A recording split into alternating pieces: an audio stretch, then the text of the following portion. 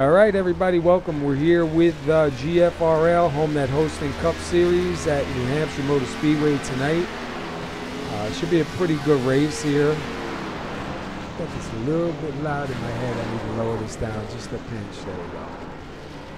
All right, we got 200 laps here tonight, no stages. 10 drivers out here so far. And the Wingnut, last week Kentucky's winner was Michael Trevarrison, that's right. Yeah, I think he did the long game versus Doug George. Oh, I can't hear you. What? Hello? Can you not hear these sexy sounds? I'm seeing you talking, but I'm not hearing you. Not sure what happened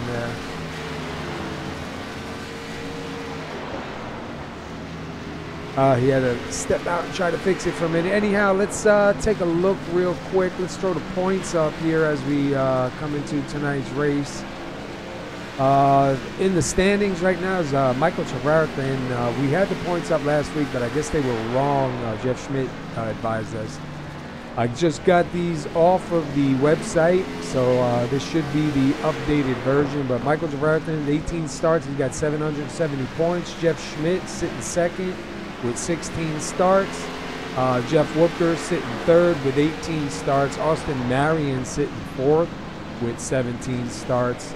Skylar Allen is sitting fifth with 17 starts. Josh Bonwell is sitting sixth with 17 starts, and we see Josh is here tonight. He wasn't here for a couple races, so good to see him back out there. Eric Mick is sitting in seventh with 13 starts. Eric Minch sitting eighth with 15 starts. Tyler Cox sitting ninth with 13 starts, and Joe Burchett is sitting in 10th with 12 starts. Some of the drivers on here are on track tonight, and some of them aren't. So going to be pretty interesting to see how this works out. All right, can you hear me, buddy? Yeah, I see you're back, but I don't hear you, man. What? I can see that my OBS is hearing you, but I'm not hearing you for some reason. Kind of weird. What have you done? Got to be on my end.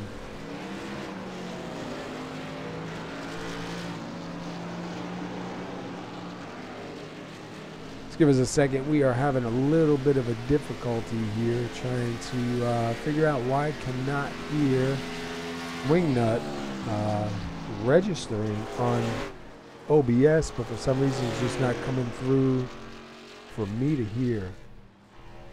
All right, check. Can you hear me at all? You know what? Let me. I'm gonna leave this up for a second. I'm gonna shut down my. I'm gonna shut down my TeamSpeak and bring it back up again and see if that don't help. So give me a second here.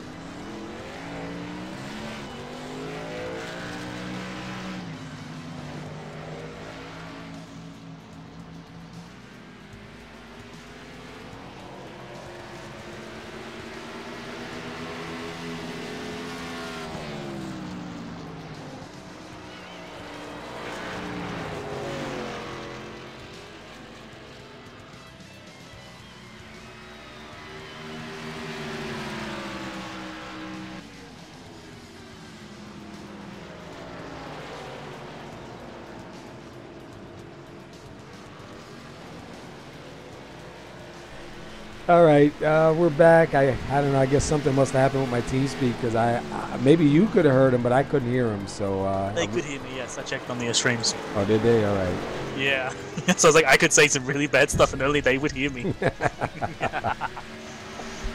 Listen to that laugh. Like, I don't know, NASCAR is boring. That would have worked. Yeah.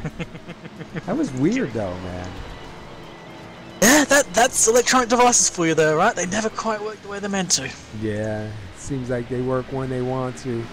All right, let's take a quick look at the weather right here. We got 85 degrees for your air temperature, 94 degrees on the track. We're at New Hampshire. Going to be 200 laps here. Looks like guys having a pretty good run out here so far. Let's take a look at the 10 drivers that are out here. Tyler Cox got the fastest time up there right now. Doug George, Michael Trevarthen, Josh Bonwell, Ryan Robertson is sitting in 50 is the number 353. 43 sitting in 6, John Morris, Austin Marion 7, Jeff Schmidt 8, Eric Minch 9th, and Skylar Allen Sr. sitting in 10th. We're going to be doing a, they're going to bring the schedule to me. We're going to be doing, whoa, did you see that? No, what happened? Wow, somebody just came flying into somebody, man, and they launched like a rocket. Yeah, they're having a laugh during practice, doing some silly stuff. There's been guys trying to like jump out of those tire barriers, and it's been pretty funny to watch. That's what I saw, somebody go flying up in the air. But yeah, they're going to be doing, we're going to be doing a little bit of a purple background overlay. And oh, my favorite color, mate. Yeah, it's going to be for preemie babies, premature babies. And then going to be doing a March of Dimes special event also. So between Skylar Allen and Jeff Schmidt, they'll get the information to us, and we'll get everything set up on this side and try and do a little bit something with the overlays to match it. But to get the word out, especially for the March of Dimes, that for preemies, I have a son that's 7 years old, and he was 7 weeks early. He was 4 pounds 5 ounces, which is big for preemie. There's some, I believe Skylar was talking to me, and it was I think it was Skylar that was talking to me, like some of them are like 1.5 pounds, 2.5 pounds. And I thought 4.5 pounds was scary. I don't even understand the imperial system, and it still sounds light. Oh, that's right. Yeah, it's small, man. It's a baby that can fit in the palm of your hands, pretty much, man. You know what I mean? Oh God, just bad images in my head. But yeah, that's pretty tiny, man. Yeah, but what's good is with the technology that we have and everything, man. A lot of them survive, and a lot of them go on to be fine, and turn out to be like my son. He was 4 pounds 5 ounces when he was born. Now he's a brute. He's a monster, and he's got no problem going up after his big brother and just throwing some punches on him. So. Oh God. Yep. So so it's good. I mean, that's something that's close to home for me also. So as soon as we get more information on it, obviously we'll post it, get it ready, we'll advertise it, and hopefully we'll have some good overlays for it too. Sounds like a good cause for sure. Yeah. So right now, Tyler Cox still holding on to the top spot. Doug George right now sitting in second. What was it? A couple races back, Doug George was up there battling for the win. Yeah, I believe, if I remember correctly, it was last race where George was doing like quick pit stop strategies and trying to go really fast, while Trevarthen was just trying to edge out his fuel as much as he could. Yeah. So he's sitting in second right now. Tyler Cox sitting first and Trevarthen sitting third. So if that's anything to come, we might see a repeat of that here tonight. I can't wait, man. This is going to be a good track for that. Yeah. Oh, this is definitely a fun track, man. We've seen a lot of good races here so far this week. And even tonight, I just got finished watching the Xfinity race on TV not too long ago. Really good finish there, too. You've seen one guy. Should be very entertaining, even with as few drivers as there currently are. It's still going to be really fun to watch. Yeah. And I don't think they'll. I mean, I'm sure they'll get spread out a little bit, but I think we'll have races in between each group. You know. Yes, I'm hoping that they're still going to stick together as a bit of a pack, but it may separate a bit, and you may find a couple people being overlapped over and over and over and over and over. So now, do you think? What was it? Wednesday night, it looked like the outside line was the line for passing. Think probably going to see the same thing again tonight. That's quite possible for sure. Like the trick was that you couldn't just take someone out on the inside line. You had to set it up the turn before, whereas the outside line was just the way to go. It may end up the same way here, but these cars do drive a little differently, so I'm not quite sure to be honest. Yeah, you might be able to take an inside pass, no worries. Yeah, I'm kind of curious to see what's how it's going to be. Look at Austin Marion right there. No hood, no nose, and running around the track, man. Yeah, they've been playing a bit of bumper cars during practice. Here we go. Watch. Here he goes again. He missed it. What the hell? Yeah, he was going to hit the car that was sitting there, man, because they were doing that before and sending it flying, too. Hey, if you're doing practice, you might as well relax. Get the silliness out now and have a proper race later. Yeah. But it's good. It's like I told you on Wednesday night with this track here, you know what I mean? As long as the toe and the suspension isn't knocked out of the car, I mean, you can have body parts gone and still have a car that's capable of running.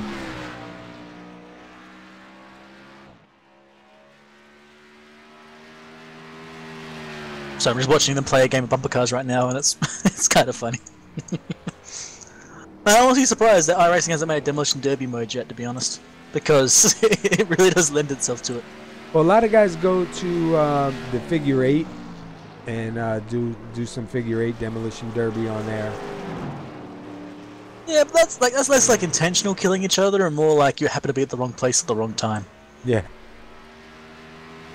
So look, we have a little bit of a change. Josh Bonwell just now moves up into second.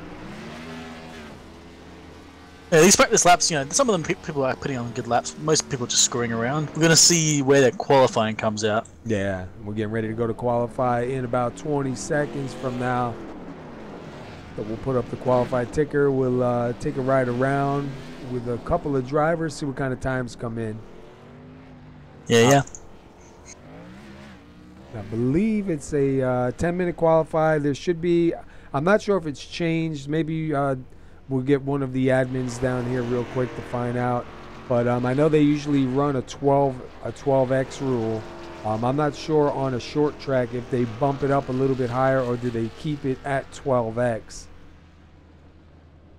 I know there are no fast repairs, which I'm a big fan of. I don't like fast repairs. Oh yeah, you break it, you board it, man. Yep.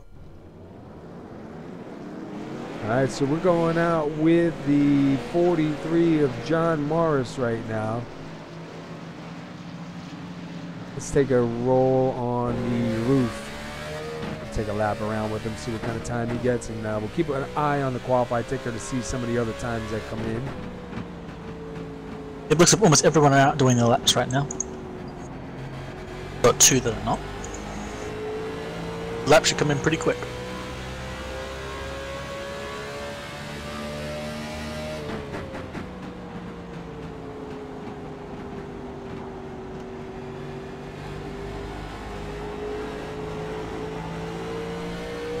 He's got a pretty good line going right now. Switching through all the cars, see if there's anything different from Wednesday. It looks like everyone's running roughly the same line. That middle line right on that change of what's the word? Of asphalt. Yeah, light to dark. It used to be you want to have one set of tires on the darker and one set on the lower, and it kind of helps your car really rotate through.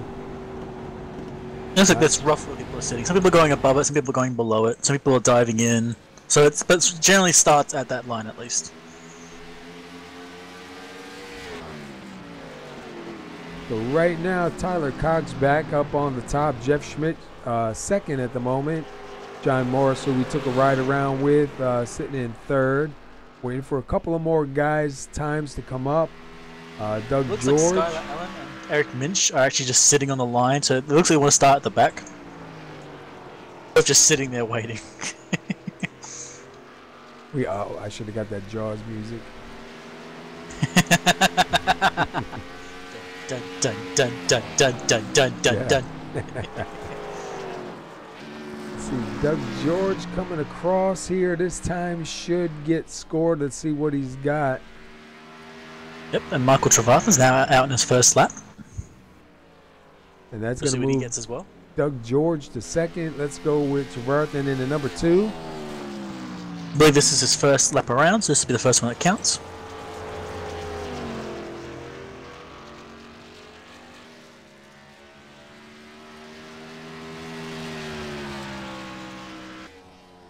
.29.3 brings him up to 4th place. Just short behind Josh Bumble, but he has another lap to go, so he may end up beating that. And then we just have to see who. Oh man, that's not going to be good. No. Yeah, that And is he not lost going to be it. good. How about Ed Minch sitting in 8th? Skylar. Yeah, 2-minute lap. Skylar. Skylar's still sitting there on the line. He's just- still waiting. I think he's going for the record for the longest qualifying lap ever. Yeah. And well, we haven't seen Ryan Robertson come out on the grid yet. No, you know what? I'm not even sure if he's still even in the server.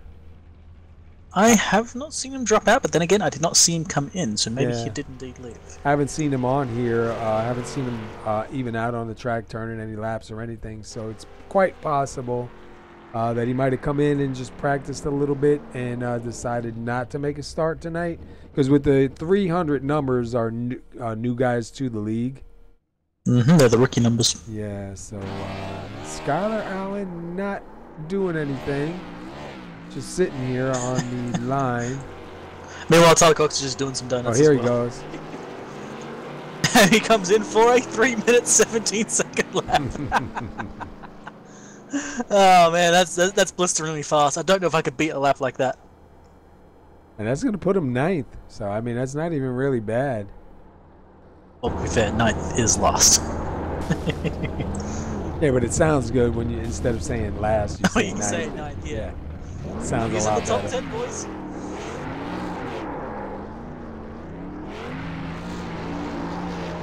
All right, so this is GFRL, Go Fast Racing League, Homenet hosting Cup Series here at New Hampshire Motor Speedway for 200 laps tonight. Qualifying is in. Looks like Tyler Cox is going to take the pole here.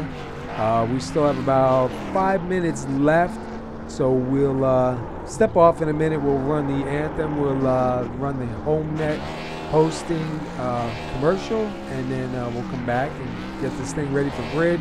Let's put the points up one more time here. These are the points coming into tonight's race. And as you see, I believe Michael Trevarthen is only 26 points ahead of Jeff Schmidt. And Jeff is sitting 5th right now in qualify. So could be a close up here if Jeff gets himself a decent finish tonight. Definitely got some fast cars up front for sure. Like George and Cox, they've got really good pace, at least from what I've seen. Meanwhile, Trevarthen is definitely fast, but he's definitely like more consistent, more concise. Like tries to run the fuel strategies, but looks at it, just keeps it calm and collected. Be interesting to see how those two come out with this race, considering it is a 200 lap race. Yeah. And, you know, this can be a quick race or this can be a long race, all depending on how many cautions we have. But obviously, let me see something. Skylar just sent a message. No penalties. Okay, so good. Nobody's going to be going to the back. Probably because Skylar tried really hard to get to the back himself. Let me just ask him real quick about the 12X, if that's the same or if that's changed. All right, in the meantime, while they go through their driver's meeting, we're going to go to our anthem, and then we'll see if we have time to run a quick commercial, and then we'll get back here for the grid and get these guys going. So sit tight, and we'll be right back.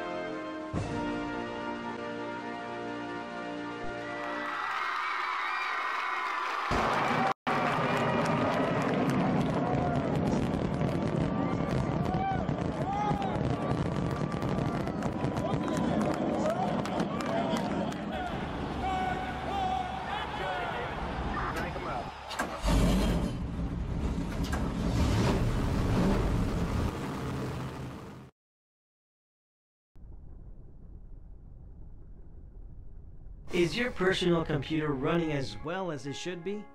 Has something gone wrong and you don't know how to fix it? We rely on our computers for everything nowadays. Work, entertainment, and socializing, as well as storing personal data and precious photographs. So when your computer stops working, it could seem like life has stopped too. Our computer repair technicians are fully qualified and skilled. They are experienced and efficient enough to locate the cause of the problem and find the right solution to get your computer back up and running in the fastest possible time.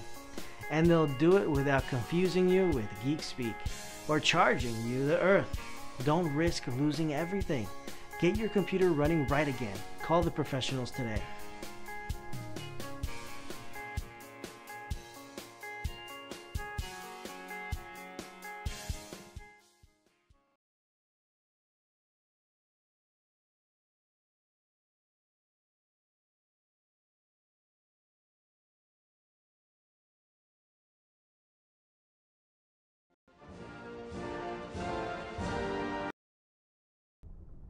All right, we're back.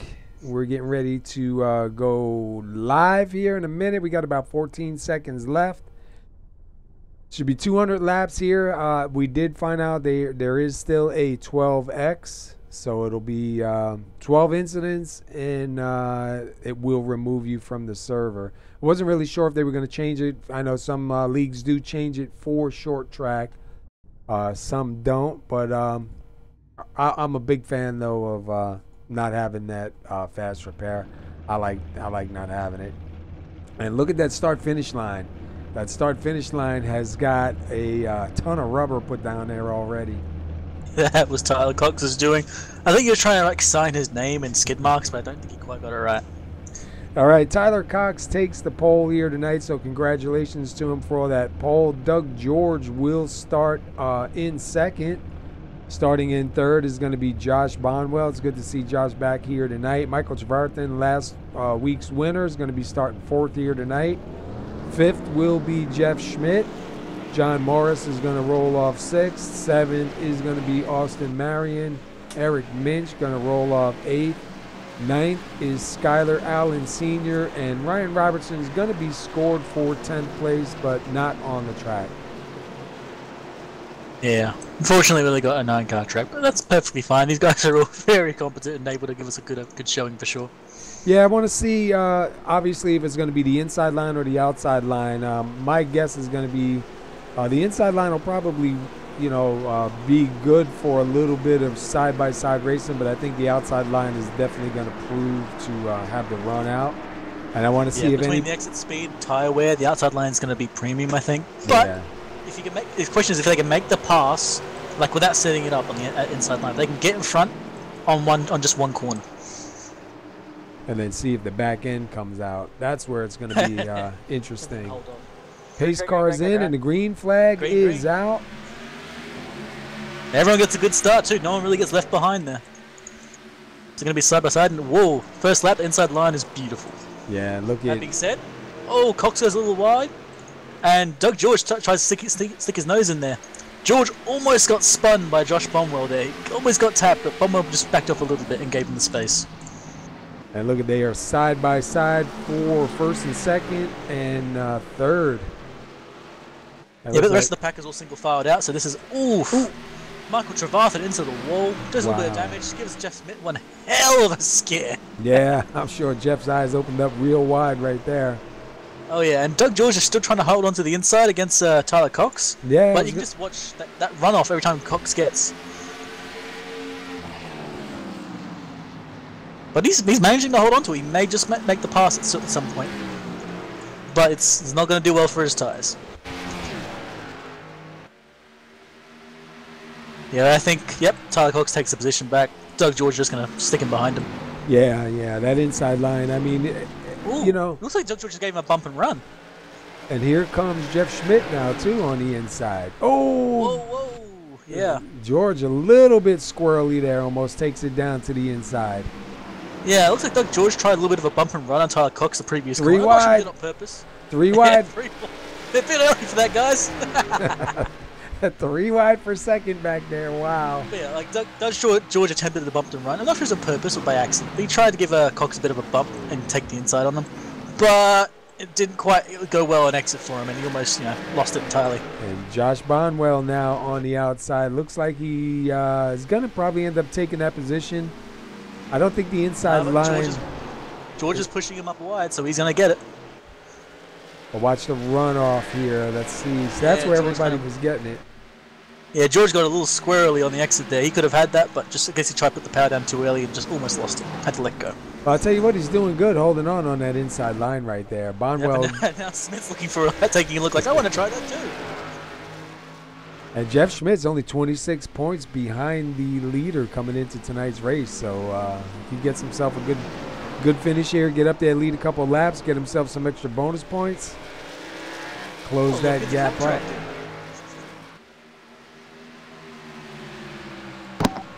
Let's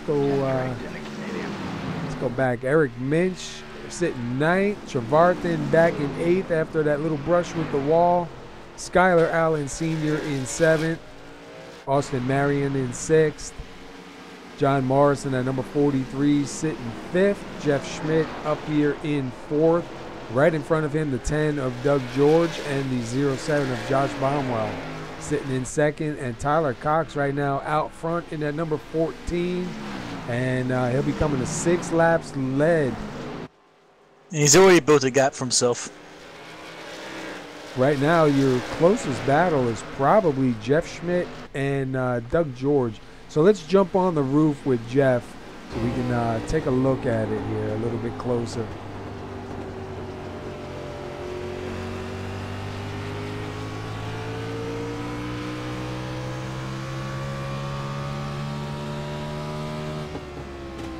I always like the roof cam and the in-car cams.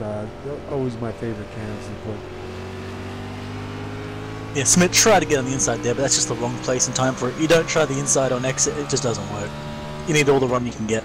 Yeah, you need to take it in on the inside and hope to get in front so you can slide it up in front of them. If you can't, man, that's just gonna.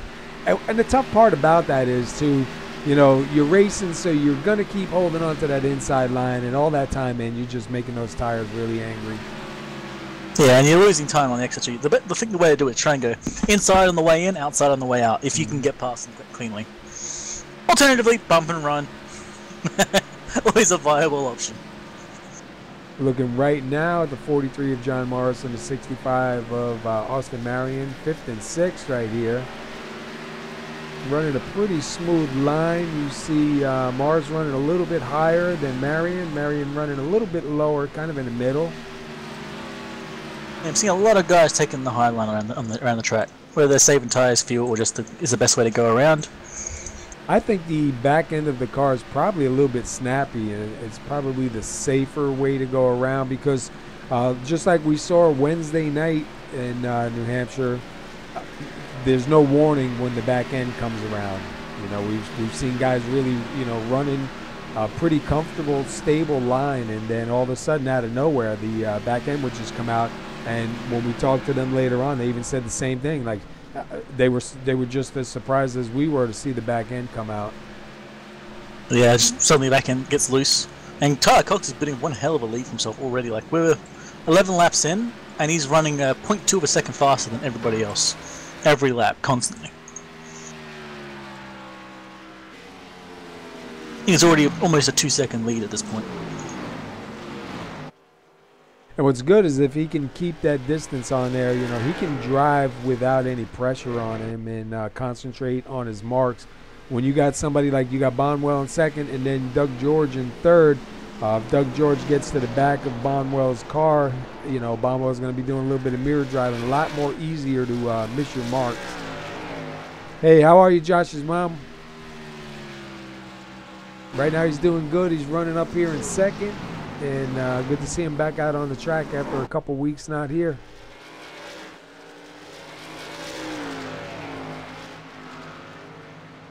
That's pretty cool to have somebody from your family come and watch you on your race. I should try and get some of my family to watch me race. They probably wouldn't talk to me, though, after the race because they'd be like, dude, you're awful. Yeah, they're like, Daddy, why do You suck. I'll tell you something really funny real quick. My son, who's going to be 9 now, when he was about, I don't know, 5 or 6 or so, I was racing one night, and he came in and he was standing next to me and trying to talk to me while I was racing, and he was asking me, you know, what about this, about that. And then he was watching the car in front of me going into the turns and me trying to chase him, and he's like, why don't you do this? And I was like, dude, I'm trying. He goes, well, look, I'll show you how.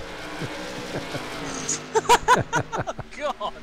I was like, wow, man. Cruel. Hey, guys. Hey, Curtis. Hey, what's up there, Curtis, brother? What's going on? Not too much. Glad I was able to make it. Had a little bit of a delay. Yeah, we were just talking about you earlier, man. We were hoping to see you. I said, I miss having you up here, man. Well, it's good to be here Wednesday. I was spending some time with the family, glad to be back today. Oh, John Morris was in the wall for a moment there. Oh, He hit the wall in 3. Lost position. He's still going, so he didn't really kill the car, but a bit of a scary moment for him. Yeah, you can see a little bit of that damage on the car. Luckily, this track, the damage, like I said, if the suspension isn't tore up, the car's not really going to be that awful bad, if that's a word. It's going to be a little bit worse. It might be a little bit tight, but it's not going to hurt you like it would at, say, Michigan or Daytona. Yeah, it's not pace that's getting hurt. It's just how comfortable you are driving it. Yeah, where you would be driving alone and bored out of your mind until the leaders came and you hold on and hope you're not in the way. Yeah. Yeah, Morris is holding on to the rear of Marion. He may try for a pass later on, but he's had a few incidents against the wall. You see that damage is not just from one corner, it's been like 2 or 3 times he's scraped the wall. We'll see. He's still got the pace on Marion, but passing is an entirely different thing. Yeah, that's the problem. You can catch somebody, but try to get around them and you know, do it safely and cleanly without hurting yourself or both is going to be tough. But right now, Cox still sitting out front, and he's got what's he got on him? 2 seconds on him, and coming to 17 laps led this time by. Josh Bonwell in second. Where did Josh start? Started 3rd, so he did move up 1 spot. Doug George started 2nd, I believe. Yeah, he's back 1 spot in 3rd. Unfortunately, the one major mover has been Trevathan, but for much he's been moving backwards, not forwards. He started in 4th, he's now down in 7th. Yeah, he was back in 8th after that brush with the wall, so he did manage to get 1 more spot back. You see him right there get real close to the wall again. Yeah. I was watching, he's just not quite getting the runoff that he wants. He's losing time because of it. Maybe unfamiliar with the track, maybe a bad setup. It doesn't look like he feels quite at home at the moment.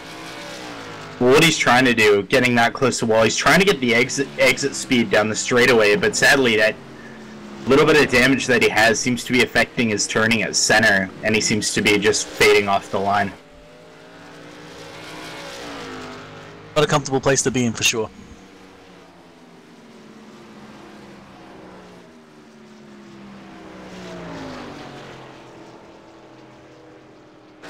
Looks like everyone's started to separate now. Now it's just going to be a battle of fuel and whoever can go the fastest. And at the moment, that is definitely Tyler Cox. He gained a 4.1 of a second in the last lap or 2 from this second place guy. See Josh Bonwell right there get a little bit squirrely and almost take it to the inside. He had a moment. Yeah, we see a couple of guys doing that, and you're going to see that now, especially as the fuel's burning off and the rubber's going down. But the one thing we did notice from this week's races at New Hampshire, we've seen a lot of guys that were out front lose it in the pits. So we'll have to watch tonight, especially under green flag. You know, it's such a slow pit road speed going in, and you know, hopefully you get it slowed down in time, not get black flag coming in, but then to stop in the pit box. And there's a lot of pressure on trying to get in and out. Yeah, it's got probably one of the harder entries we have that we go to in this series. It's much like Indianapolis, where there's very little grip actually in the lane, so you end up sliding more than you'd like and underestimating where you have to brake. And that location too, there's not much room between you and the pit entrance, so you got to get it just right as well.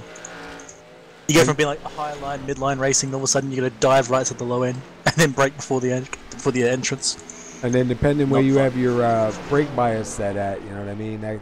That's another thing to bring in, because a lot of guys like to crank the brake bias up, but then when you get on the brakes hard, man, the back end just comes right around. Come into the pit lane backwards. Well, definitely. There's a lot of positives to having the brakes set forward, and there's a lot of negatives at the same time. Positives, you're gonna have a lot faster braking time from speed to pit speed, but you're not gonna be able to have any steering at the same time. So it's also one big pro and a huge con. Yeah. Because if you're going into a wreck and have to brake hard, you're sacrificing your steering. You're just gonna go straight line. You slam on the brakes and just pray that there's nothing that's gonna be in your way. So let's see, Eric Minch right now still sitting in ninth. He's running last lap was a 31.0. Skylar Allen was a 31.07. Currently, it looks like Cox has the fastest time by a tenth on Bonwell, and it looks like several tenths on most of the field. Trevarthen being the third place car on last lap speed. On John Morris. Trevarthen's just passed John Morris on the outside. Looks like Morris had a bit of a moment, and Trevarthen capitalized, and he's just gone. And he gets another little piece of the wall too. Trevarthen doing a really good job with his exits, getting real close to the wall and make sure he's not getting any real contact with the wall to get no more damage on that car. I think he's just trying to write his name into the wall. Just write it in paint. Enough little scraps and scrapes. You could probably put something reasonably similar to a signature.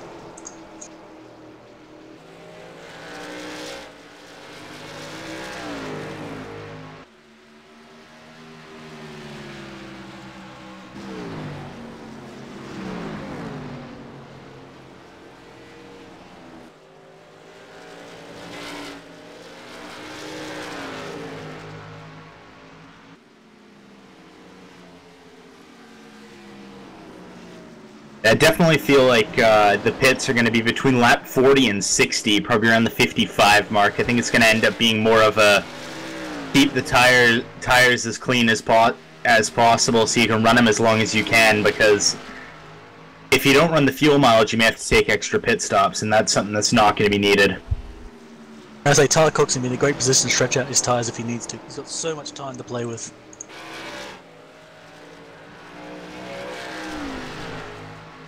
Fastest car on track that time by was Doug George in the third place position, looking to size up Bonwell to take second place. Yeah, we got the two-car battle going on right now with them up, so you can see the actual live times. He's not letting them get away. Yeah, George was really fast last week as well. He ended up trying just like a full speed strategy against Trevarthen's long-term ones, and he almost managed to get away with like 5 or 10 more laps, and he would have had him. Well, Bonwell actually runs wide in at the center of 3 and 4. That's going to give George a little bit of an opening. He's going to gain some exit speed there, but it's going to end up hurting his tires.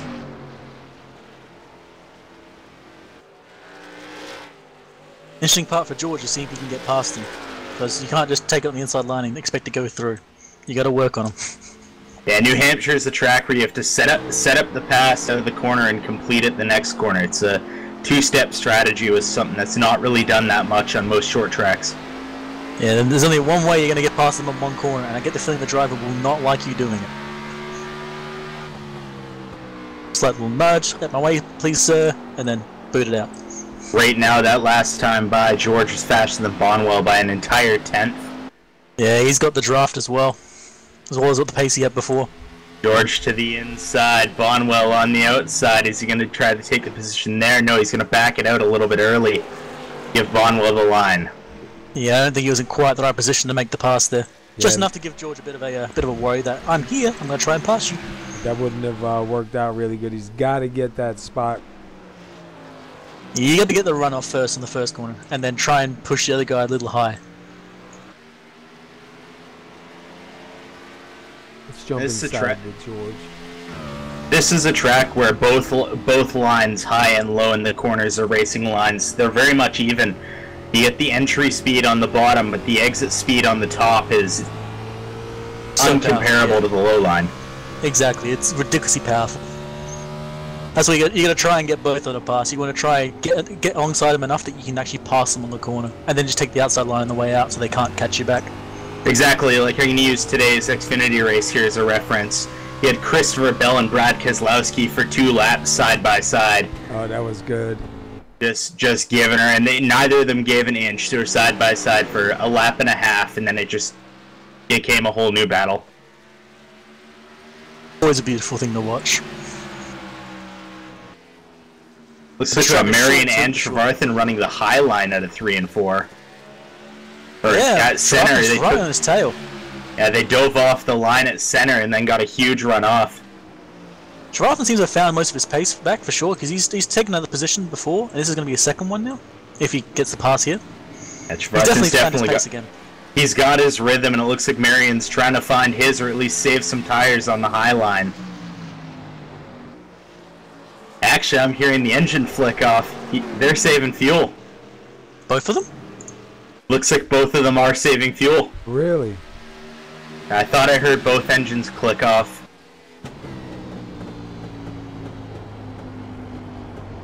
It definitely sounds like they're both clutching. I don't believe Trevarthen is. I was listening, I didn't hear him click off. Oh, right at the end there, you think he hit the brake. Yeah. But yeah, Trevarthen is not saving fuel. He's not clutching in, he's just, taking his line. I believe Marion might be. That's going to be an interesting strategy too, because that's going to give somebody a little bit different pitch strategy, and it may, it could turn out to be good in their favor. The only thing is the tire drop off that they'll have, excuse me, with the guys with new tires and fuel. I mean, I don't know. That's a gamble. I don't think either of them are doing it. I listened to both Trevarthen and Marion, and neither one of them appear to be clutching in. So yeah, I was wrong. Save fuel at the moment. Yeah, we took a ride. It's the RPM difference. Yeah, they're just going so low in 4th gear that it almost sounds like they're just not doing anything at all.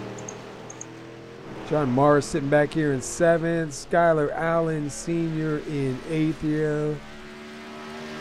Eric Minch just went to the pits as well, so it looks like he went for an early pit strategy. He's now been swallowed up by the front 4 cars, so he's now a lap down. Interesting strategy from him. I think Minch is going for an early tire strategy, but I'm not sure that's going to benefit. Currently showing 2 laps down. Oh god, 2 laps. That's more than I thought. Well, Cox is in another world. He's off in a world of his own. He's almost 4 seconds clear of Josh Bonwell. I mean, short of an absolute... Oh, Bonwell gets a little bit loose there with Doug George pressuring from the rear. Yeah, and Eric Minch sitting behind this as well. He's either going to try and stay away or maybe stick his nose to it a bit, try and get his lap back. This could be very interesting to watch for sure. George didn't take a look there, but Bonwell runs wide again. Minch trying to look to get in on that to try to get closer to his lap back. This is making it interesting for both of them. Hi, I'm here. Please get out of the way. Well, we seen for a bunch of laps Doug George trying to keep poking that nose on the inside. Yeah, it looks like George and Bonwell are both trying to see if shifting is helping their corners. I've seen their back ends wiggle a bit with the RPM, so I'm wondering if that's going to help them in the long run, or if they're going to have to stick with the common strategy. Well, I know Listen to both George and Bonwell, and neither one did shift down in that corner. No, it looked like it was 2 laps ago, I believe I saw Bonwell. Yeah, I don't think that shifting down. I tried it myself on this track, and there's no benefit to shifting down. It just makes the car unstable, and you don't gain any real acceleration on exit. So I don't expect anyone to go down to 3rd here. It worked good in the trucks here at New Hampshire. Shifting down was the way to go. You actually picked up some speed on it. Likewise, not really sure. On Wednesdays, the Xfinities were just like that as well. Shifting down gains you quite a bit and helps you rotate the car. But for these, it just does not seem to be worth it. It's just a problem for you. Yeah, and these cars are they're a handful to begin with anyway. The way they have them set up right now. So why do you want to add any more pressure onto yourself? Yeah, for very minimal gain too. George has got the pace on Bonwell here. Like he keeps catching back up to him, but he just can't get the right run on the guy to go for the pass. He's been working on him and working on him, and Bonwell's been making small mistakes here and there, but nothing that's costing the position yet. No, just a little brush into the wall there. Driving a little bit hard in, but he's diming the corner, and he's got a good run out right there. And Minch is not making it easy for Doug George now. Oh, Minch George is looking trying at his through. best to work on him. George's looking to get past Bonwell, but Minch is looking to get past both of them, and he's going to go below the yellow line to try to get the pass, and he's not going to be able to get there. It's just it's almost like a kind of like Benny Hill chase right now. See, now what I would do if I was Minch, I wouldn't push it. I got the freshest tires. I'm 2 laps down. I would let these guys run, save my pace, wait for them to go in, so at least I have something. Because if he tries fighting them and burning up those tires going around, he's only really going to hurt himself even more. He's going for the early pit trade. He's going to try and stretch them, or he's going to try and burn them. So if he's going to try and burn his tires, he'll keep trying to pass. But he's in a position here to just kick back, relax, go around the track behind them, save his tires, save some fuel. There's no reason to try and push this hard. You see him down. Fastest car on track right now is Doug George still. Cox is starting to fall off. Bonwell's facing tire wear. Question is if Cox is falling off, or if he's just slowing it down and trying to extend it a bit. 4 seconds ahead, so he doesn't really. He's no urgency from him right there. Let's go take a ride around with him. Let's take a listen inside his car. See if he's trying to save any fuel or not. It looks like Bonwell's taking a slightly more defensive line now. He's been going a little further inside, and Doug George's been trying to take the outside, trying to get those runs on exit. Ooh, and Bonwell's rear end was almost losing there. Just kept slipping a little tiny bit. But he had good car control. Didn't lose it. But he's definitely running on the edge right now. You see it every here and there. There's the rear end just like slipping a tiny bit. So he's almost like right on the rear edge of what that car can do. And as slightly dangerous as it is working because Doug George cannot get past him. And there's no warning at all, you know what I mean? This, like the car just will give up on you just that fast. Definitely, there's so much horsepower behind these engines. Just the touch of the throttle at the wrong point, and it will either throw you into the wall or it will spin inside. Speaking of, Doug George went wide there. Yeah, he went really wide there, and it looked like, from inside the car with him, it looked like Minch almost got into the back of him, but it probably just looked closer than it was. Yeah, it wasn't too close. Both of them were giving respectable distance. But you see, like, he was having a bit of a wiggle on the way in and just couldn't get the power down out. And we should start seeing within the next, I don't know, 5 to 8 laps, maybe see a couple of these guys come in and start making some green flag pit stops. Another interesting side note as well is that Trevathan, when he fell back to like 8th, he's now clawing his way back up. He's still 0.3 of a second faster than Smith, and he's catching up to him. He's about 0.5 of a second behind Smith now, and catching him still. So we may see a pass for 4th in the moment. He's definitely got some good pace now. I think he's found whatever he was missing at the start. I don't know, maybe he forgot to press a button or something, but he's got good pace, and he's definitely running through the field now. I will say this about Trevathan. The man is great with tires. He's awesome on the long run. He suffers a little bit in the short run, but in the long run, he's great. You can definitely see that there. He's got really good pace right now. In that slightly bent beer can of a car. Yeah, he got some pretty heavy left side damage. Yeah, he definitely had his moments earlier on in the race, but he's collected it, and he's got really good pace. Hell, he's pretty much right on Schmidt now. 3.5 tenths faster than Schmidt that time by. I think he's got 2 laps before he's passed Schmidt to take the 4th position. Yeah, or at least in position to do so. He's got the pace. And there he goes. Damn. Never mind that. One corner. 1 corners and he sails by Schmidt there. Yeah, it looked like Schmidt kind of went up a little bit high just to let him go on by. I think Jeff Schmidt's thinking a little bit longer run. Yeah, that wouldn't be the wrong thinking either. Right now, these drivers have figured exactly how to beat Tyler Cox. He is the fastest driver on the racetrack in consistency right now. And he's got almost 5 seconds gap between him and everybody else. So, yeah. Like at this point, he's on his own little world. Yeah, he needs to make some major mistakes right now for these guys to get caught right back up to them. Yeah, watching Josh Bonwell and Doug George, the reason why George is having so much trouble is because Bonwell's line is all about exit speed. You watch him slow down, he ends up, diving a little bit at the end and then just putting his foot down the back stretch. It's a really good line to make it really hard to pass him. But you can keep watching him, and every once in a while his rear end will wiggle out, so he's definitely pushing it to do this. He's right on the edge with it. But it is a very good line for the defensive side, for sure. I think the only way Bonwell's going to get passed by George is if George gets right up to his bumper and he wiggles and can get a good run off. I don't think George is going to be able to get the run off on the low side. Yeah, the only real way I'm seeing it, like, either George pushes him, not going to happen, or he's going to run him out wide. He's going to get alongside him on one of these stretches and just start pushing him out wide and get him on the next stretch. But he's going to get alongside to do that, and Bonwell's not making that easy. Varthan and Schmidt to the pits. Our first 2 drivers to go on cycle.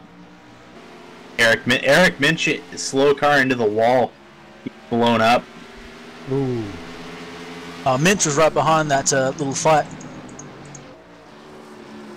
Looks like maybe a wheel disconnection.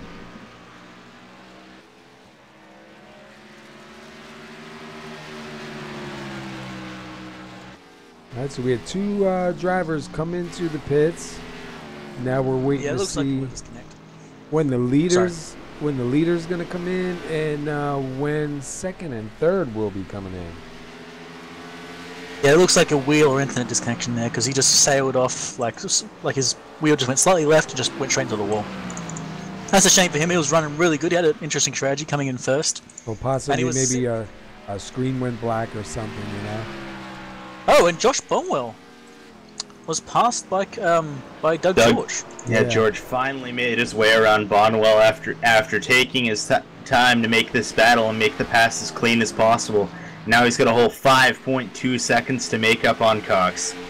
Yeah, it looks like Doug George went on the inside, tried his run again, but on exit, Bonwell got really wiggly, managed to save it, but unfortunately couldn't put his foot down, so ended up losing the position. And now that Doug George has been released, he's gone.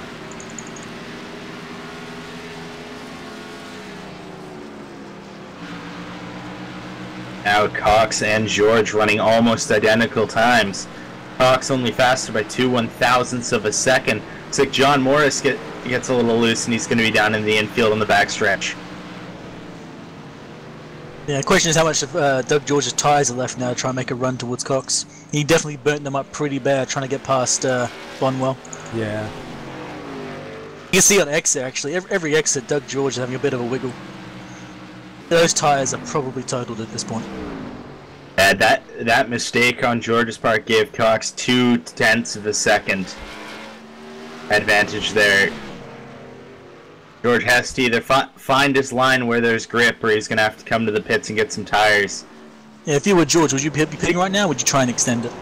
I definitely would be pitting right now to get some time, because any time lost right now is time he'll have to gain later in the race.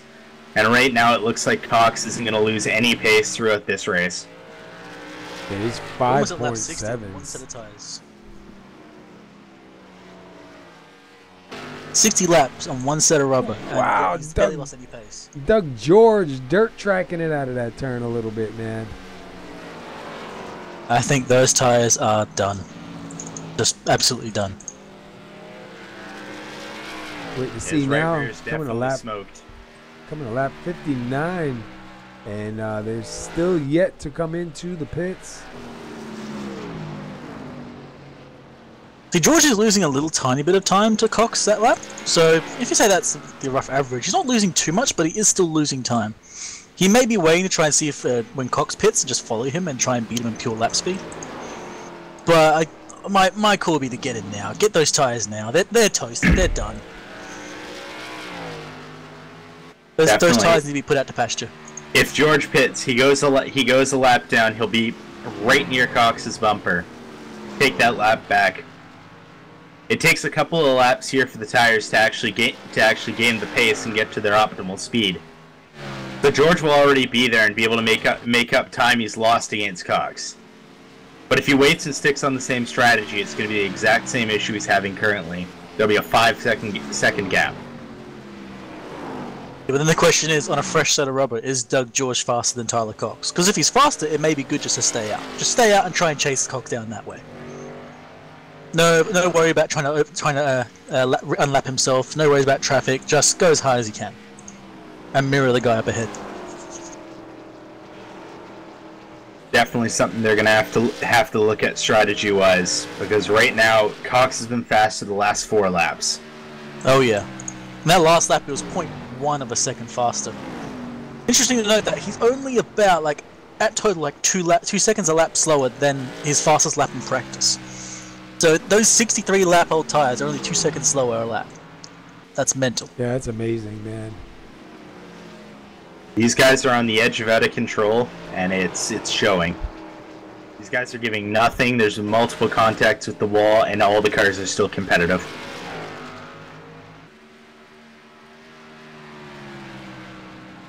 Yeah, Bonwell gets into the wall. Trevathan's catching up with Josh Morris right ahead of him. He's got a lot of pace on him. But that being said, they are both lapped at the moment. But he's almost a full 1.3 seconds faster than Morris. And he's coming right up on him. I think he's going to pass him right here, right now. And yep, Morris gives him the position. And I don't believe Morris has pit yet. I'm unsure as well. No, it's not showing. Morris hasn't pit. Skylar Allen hasn't pit. Marion hasn't pit. Bonwell, Doug George, or Tyler Cox. Would have been easier just to say who did pit. I believe it's just Jeff Schmidt and Michael Trevarthen are the only two besides Eric Minch, who's now opted to take the car to the garage after taking a hit to the inside wall. Yeah, that pretty hard hit. Meanwhile, while Trevathan has got past Smith before their pits, Smith is now holding on to the back of Trevathan, and last lap he was a bit faster than him, so watch these guys for later on. They may end up having another battle. The 1v1, mano a mano, once again. Yeah. That being said, that last lap there, Trevathan just pretty much neutralized everything that Smith just gained in one lap. So we'll see. Like they've got some good pace, both of them. A small mistake from either one of them could change either way. But they've got good pace. And you see him closing in on the 07 of Josh Bonwell, but it's not for position. Bonwell coming to the pits. Doug George going into the pits. Doug George has finally decided that rubber is just too long gone. Now we're going to have to see what Cox is going to do. Is he going to bring it down this time by, or is he going to continue to go? Yeah, he's still out there, man. I think if I was Cox, I would stay at one more lap, put them the lap down, and then bring her in for tires. Looks like they had a good stop.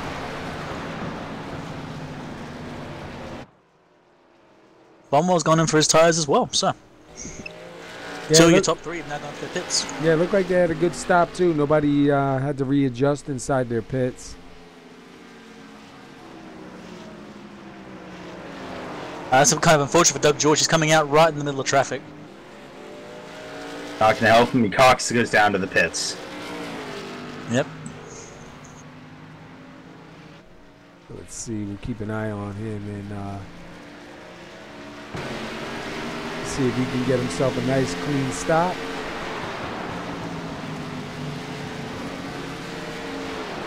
Yeah, Doug George is unfortunately right in the middle of Trevathan and Smith. They're both really fast on those cars, and George is trying to get his tyres warmed up and ready to go.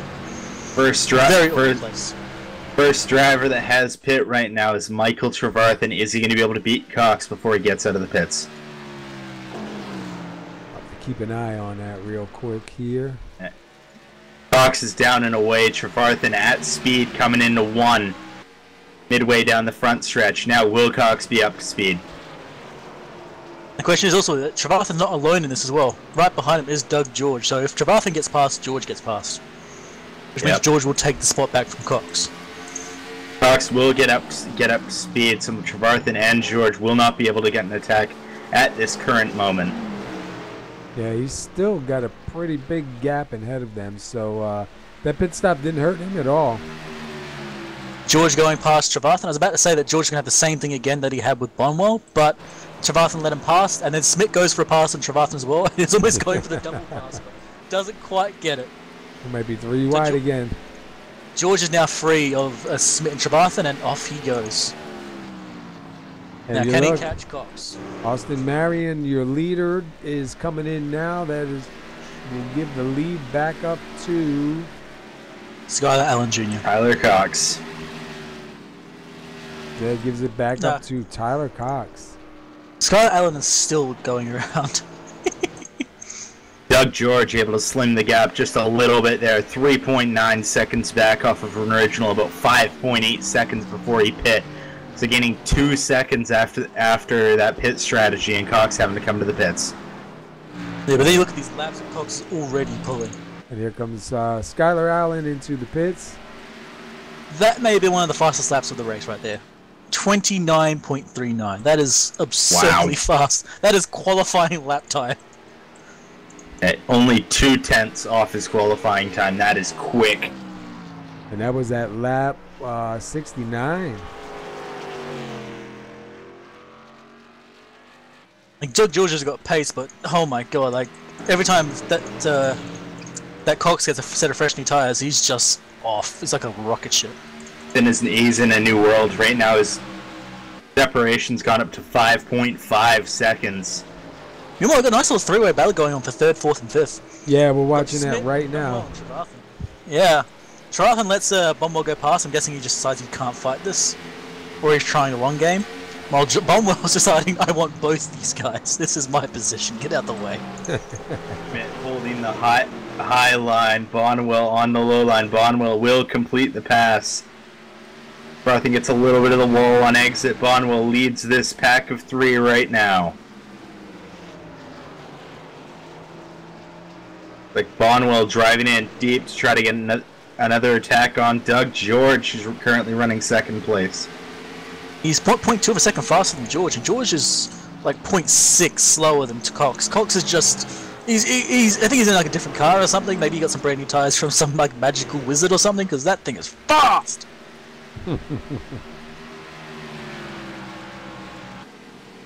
Well, he even pulled a better lap and is now like almost 0.7 of a second faster. Yeah, I think Tyler might have just put on the super softs that they found from a fictional F1 race.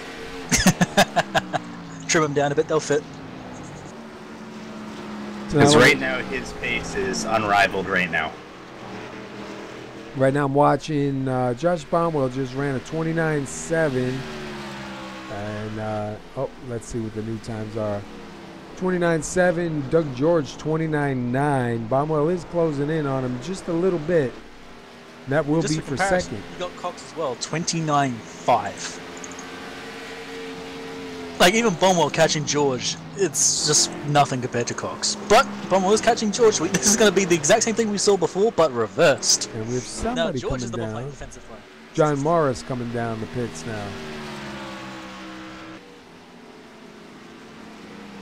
He will complete the cycle. I don't think he'd pit yet.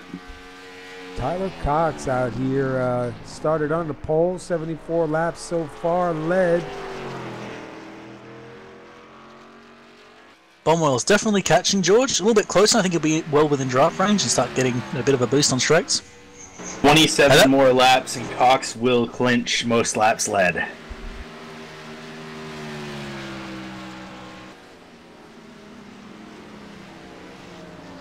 Oh, interesting. Bonwell just lost a good chunk of speed on that lap, as well as George. George lost about 0.2 of a second on that lap too. That's either some pretty dramatic tyre fall off, or they just had a bad lap each. I think it was just a bad lap. Yeah, that is quite a jump. That being said, Bonwell's still, holding on. He might catch him on this lap. And there you have Jeff Schmidt in 4th, Michael Schwarzen back here in 5th, Austin Marion in 6th, but he is a lap down, so your battle... George is probably feeling the pressure here because he's just dropped another 0.3 of a second. He's now in the 30.3s, whereas before they were all in 29s. And Bonwell's now right on him. Looks like Doug George is getting a little bit loose at his center as the rear end wiggled a little bit going into turn 4. And Bonwell's making up a lot of time off the mistakes. Oh yeah, now he's well within draft. He's getting all the speed out of this. Now we're going to see if Doug George can make this pass as hard for Josh Bonwell as it was for him. Remember that for the first like 20-30 laps, George was trying to get past Bonwell, just could not make it. Bonwell diving in deep into the 3, matching the line of Doug George. Trying to match any run he's going to get there. He's had a stronger 1 and 2 than George has. Side they'll go. George will hold the position on exit, but Bonwell gaining more time. A good laps of both of them. Doug George managed to get his pace back. He's back to almost 30 flat. Bonwell's a little slower, but that's, when you start getting traffic, you start slowing down a bit. And as a side note, Cox is still within the 30s. He's still in the 29.7s. Right now, your leader up to a 9.1 second interval between him and Doug George. Yeah, that's just amazing. He must really like this track because he's got this thing figured out pretty good. After racing with him for a number of races, the guy is a short track racer. This is what he lives to do, and this is what he does. Doug George is definitely slipping on those corners. He lost a big bunch of time to Bonwell. Bonwell actually had to slow down so we didn't go into him. Bonwell 2/10 quicker that time by. Gets the inside of George. Will the exit speed help George? As Bonwell has to lower his line on George. Bonwell gets a little bit loose off too, and he's gonna lose the run he had. That's a good save though. He didn't do too much damage himself. Didn't really burn his tires that hard, but it was definitely a moment for sure. Amusingly, he didn't actually lose that much time at all. He's still well within draft range. He's still right on George's tail. Only a 10th slower than George that time by, running a 30.561, and George getting a 30.442. Yeah, George is definitely slowing down. But yeah, Bonwell just take a deep breath. Try it again. Bonwell's definitely had pace through this whole race. George had pace through the beginning of the race, but that pace seems to be fading as more rubber gets laid down on the track. Meanwhile, further back in the pack as well, people are starting to get closer again. We got Trevathan and Smith together, and then ahead of them you got Skylar Allen and Austin Marion together as well. Allen's faster while behind him, and the same thing with Trevathan and Smith. Trevathan is a little faster behind Smith, so we may end up seeing a couple more fights across the grid. Yeah, Marion and Skylar Allen getting into a battle for the lucky dog position. Skylar gets loose into the entry there. Marion runs high. Close to an accident happening there. Skylar with a huge save.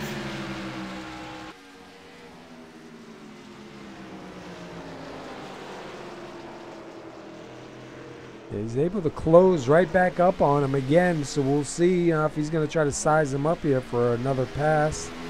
Yeah, I believe Skylar Allen has one of the freshest sets of rubber on the track, so he may get the pass pretty easily. And he takes it. Boom. Simple as that. That's going to move him up into the lucky dog spot and put him in 6th. Marion with a good run off turn 4 there. He's going to look to take the inside line into turn 1. Is he going to get there? No, he's not going to be able to, but Skylar slides up out of the groove a little bit, giving Marion some room on the bottom. He's not going to be able to get there before the exit.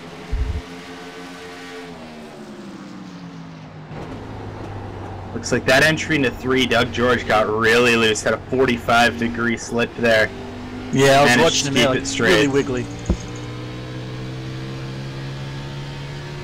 Doug George had a lot of pace earlier, and it looks like he just lost it. That rear end just wants to leave on every single corner. It looks like Bonwell's starting to use shifting tactics again to see if he can gain a run. Yep, Josh Bonwell is shifting down into 3rd. And you can see it give that car a little bit more grip when he just banged it into 3rd. It just really got him to turn. Yeah, but then you get to watch him just lose so much time on the stretch because George just put his foot down. Meanwhile, he's got to change gears. That little bit of time lost there is enough to give George good runs every single exit. Looks like George's gonna hit a little bit of the wall there. Bonwell holds his line tight to the wall, looking to take 2nd place away from George. And meanwhile, Tyler Cox way out front, 12 seconds, and leading, going to be 88 laps the next time he crosses the line. Unfortunately, we missed it, but Trevathan did pass by Smith again, so Trevathan's once again charging forwards. He's in the 30s.9, so reasonably fast. Still got some pace. He's actually faster than the cars ahead of him, but I believe those cars are actually a lap down, so that doesn't affect him. He's got a long way to go till he catches third. Looks like with the fall off, Cox is finally showing. He's down to a 30.2. Doug George ran a 30.6 last time by. Only a few lap difference between their pit stops, but there's 4/10 difference in speed. I don't know if it's the tyres, but I think Doug George has definitely been struggling for the last few laps anyway. New tyres or old tyres, he's just having trouble keeping that car. I think the track is changing on him right now. It's going through that period where it's not really in his style. But, you know, we still got some more racing left here, so it could change back. Definitely. We're only coming to halfway through the race right now. We got 200 laps, and 109 laps to go. Till the end. There's lots of time for him, and this track does go through a lot of changes through this area. And so far, we've only had 3 lead changes, no cautions. And they were quick lead changes, too. Yeah.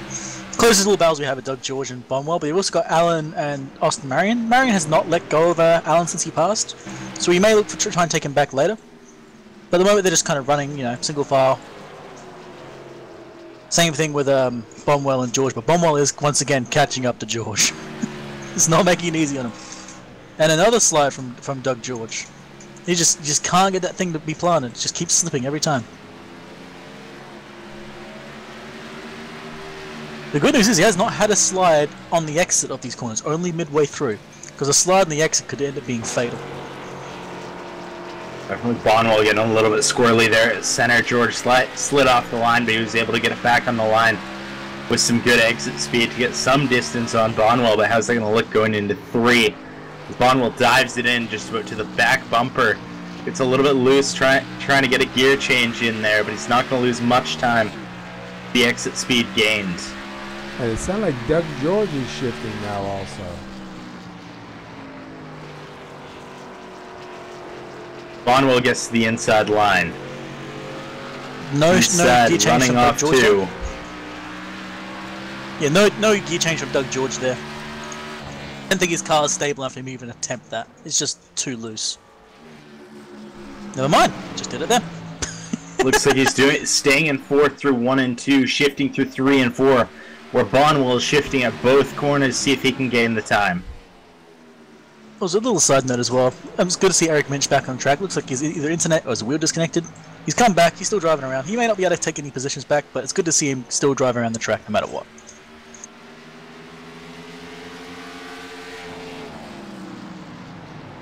Yeah, it's quite possible by the way the car just took off like that. I know a lot of times when the screen goes black, you know, sometimes it'll crash like that, and the car will just take off. Yeah, from what I'm seeing from the screen, it looks like his internet may have crashed because he stopped receiving information. It just followed the last order of slight turn left.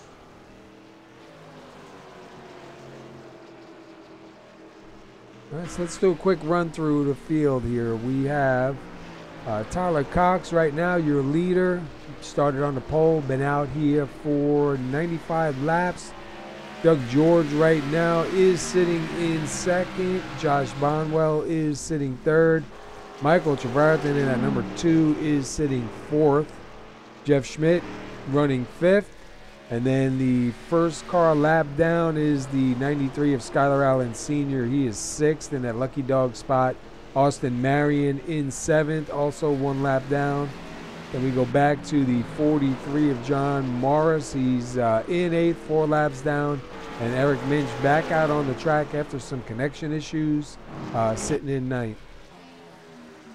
I would say Josh Bonwell's been right on the rear, like even more so than before Doug George. Like he keeps accelerating, having to let go because George is not running the same line as him. So he had to keep like putting his foot down, let go, do it again, let go. He gets right onto his tail and just loses him on exit every time.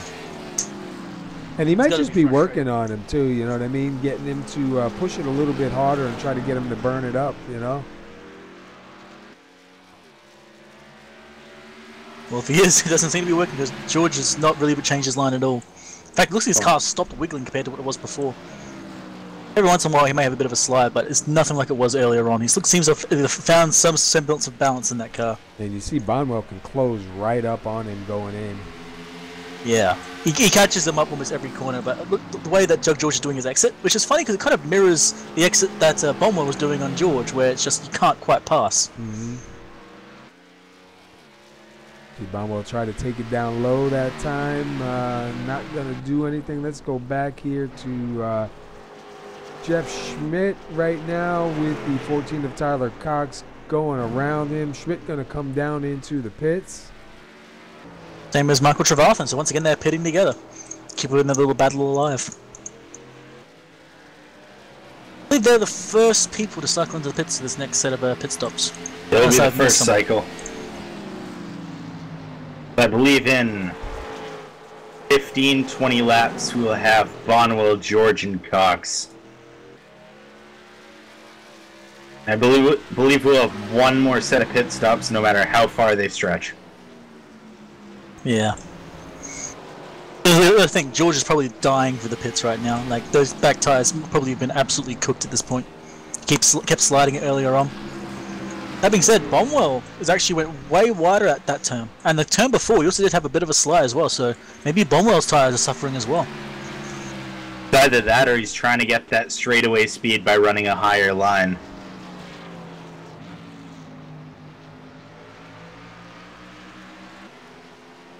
Right now, George 2/10, it's almost 3/10 faster than Bonwell.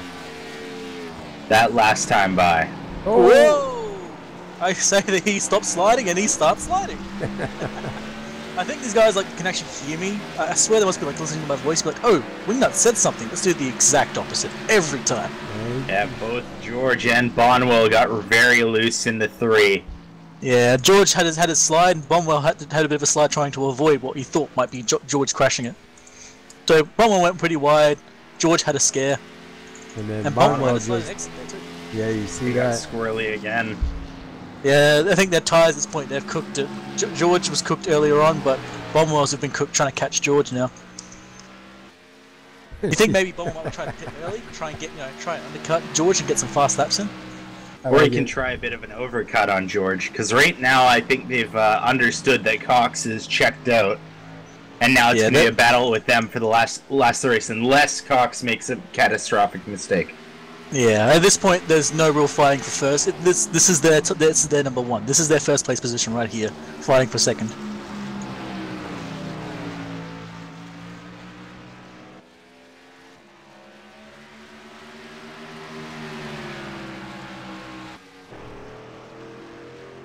Skylar. Bonwell still got some pace at times. Like every once in a while, Bonwell just pulls up an amazing lap and gets right back on George again. That last lap, he was 0.5 of a second faster in just one lap. And this small distance between them two, that's a lot.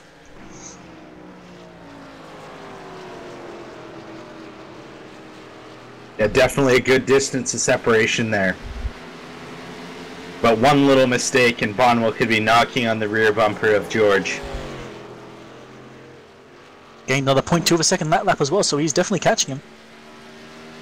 Oh, going on the inside. Bottom line exit. Beatty's not going to be able to get there as George's high line advantage kicks in. Oh yeah, that bottom line doesn't work. You got to get the bottom line an entrance, not exit. Unless you're going to a higher line. He's trying everything. It's good to watch. Like you can see the guy thinking, like, do I try down here? Doesn't work. What about over here? Doesn't work. He's just trying all over the track. He's trying to find that one line he can use on George to pass him. Oh, definitely. Right now, Bonwell is on a quest for grip. Oh, there is one line of grip, and George is taking that real estate. So now Bonwell's got to find another set. Yeah, try to find not the better one for him. Once again, shifting got him a little squirrely there, but he was able to keep the car under him. Definitely we'll get some good drivers here because you would never get me to shift in this track on this car. It's just too much risk of losing it for not really much gain, but there is a gain. Very small, but it is there. And they're fighting for every 100th of a second at this point. Hey, did you see we're on the roof of Josh Bonwell. He's got Turn 4 Racing on the hood. If you look on the back of Doug George, Turn 3 Motorsports. It's pretty So cool. what you're telling me is Tyler Cox's team is called Turn 2 Victory? I just noticed that. That's pretty cool.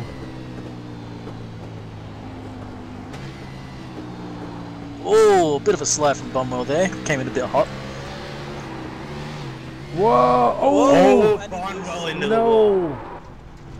And Oh, that's hard hit too. Hard That is hit, so he damn will unfortunate. tow. Let's go back. That's a shame. he had a lot of good pace, and he just had the trouble of passing George. Now George can just relax, not have to worry about losing a position, and keep those tires alive till he pits. But that's a damn shame. Bum was making one hell of a race of it. Oh man, that's awful. They just pushed it too hard in those tires, unfortunately. They asked for too much, and at one point just decided, nope, I'm done. Bad timing. It gives Doug George uncontested second at this point. He can pit whenever he needs to. Man, that's rough for Josh. Gonna have lots of damage there too.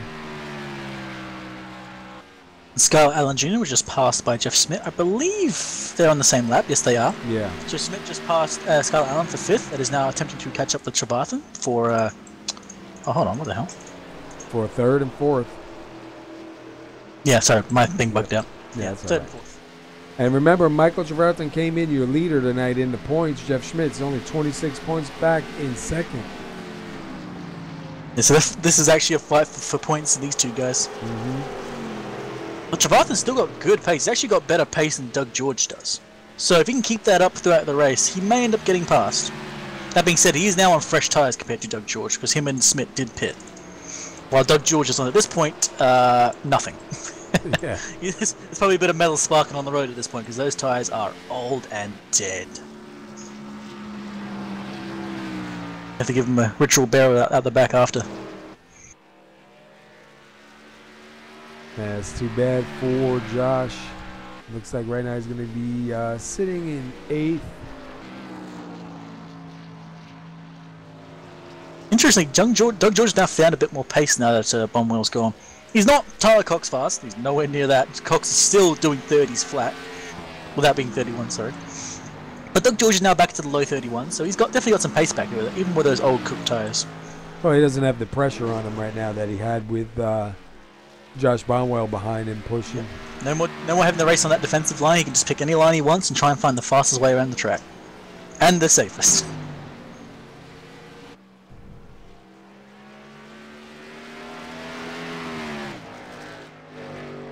The closest fight we have on the entire grid right at the moment is Trevathan and Smith. Smith is still faster than Trevathan. He gained on him in the last lap, and he's getting close to roughly within draft range. So expect him to get closer and closer until they start battling again. These two have switched positions over and over during the race. But it's been absolutely glorious to watch. No contact at all, just clean passes.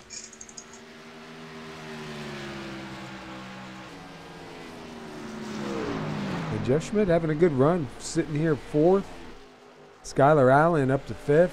Austin Marion in 6th. Definitely, I believe the last few weeks Schmidt's had a bit of a struggle, but this is definitely looking to be at least a moral victory here. He's able to keep it in the top 5 and keep a competitive car. Yeah, and I believe next week is Pocono. Unfortunately, we have lost Josh Bummer. I guess his damage is too much, so he's pulled it behind the fence. Yeah, I didn't think that was going to be fixable in the amount of time. Interesting, the last lap we just had, Doug George managed to pull a faster lap than Tyler Cox. After all that trouble he was having before, and we were worried that his tyres were gone, he actually managed to pull a faster lap. Even though he now has Austin Marion on his tail, who I think has fresher rubber, and is also a lap down. He managed to actually, catch up to Tyler Cox. And even that lap, same thing. Not as much, but he still was faster, so he's definitely still got pace. Maybe he may manage to somehow reel in this 20-second gap over 80 laps. Yeah. I mean, it may take a miracle and a few Hail Marys, but it may work. Oh, you know what? It's never over until it's over. We still have, how many laps do we got to go? We still have 82 laps of racing to go. And we still only had 3 lead changes. Yeah, Tyler Cox almost went straight into the rear of Skylar Allen Jr. Skylar Allen's been doing his own race, slowly going around, but Cox was flying and almost punted him off the road. That was pretty damn close. And Scarlett Allen is not making it easy on Cox. Cox gets the pass on Allen, even though he's lapped down, but Allen's just like, nope, going on the inside, taking this back. This is mine. Definitely looks like Skylar's ready to just give Tyler whatever battle he can put up right now. Obviously, he's not really going to be able to hold it for too long. He's on the inside line. He's going to lose every exit. But it was good to see a little bit of fighting spirit there. Just like, no, I'm not making this easy on you. Yeah. I'm not dead rolling over and dying. You gotta work for this, even if it's just for a couple of quarters. And doing that, he did actually end up slowing down Tyler Cox a bit to actually help Doug George. George gained another 0.2 of a second on him there, so he's definitely catching it. He still has a long way to go, though. Exactly. Can he catch him before the end of the race? My answer to that's probably going to be a big fat no, but you never know. Maybe everyone could pull a Skylar Allen and start getting in the way of Tyler Cox. Just make a giant wall of cars, go three wide across the road, give him no room.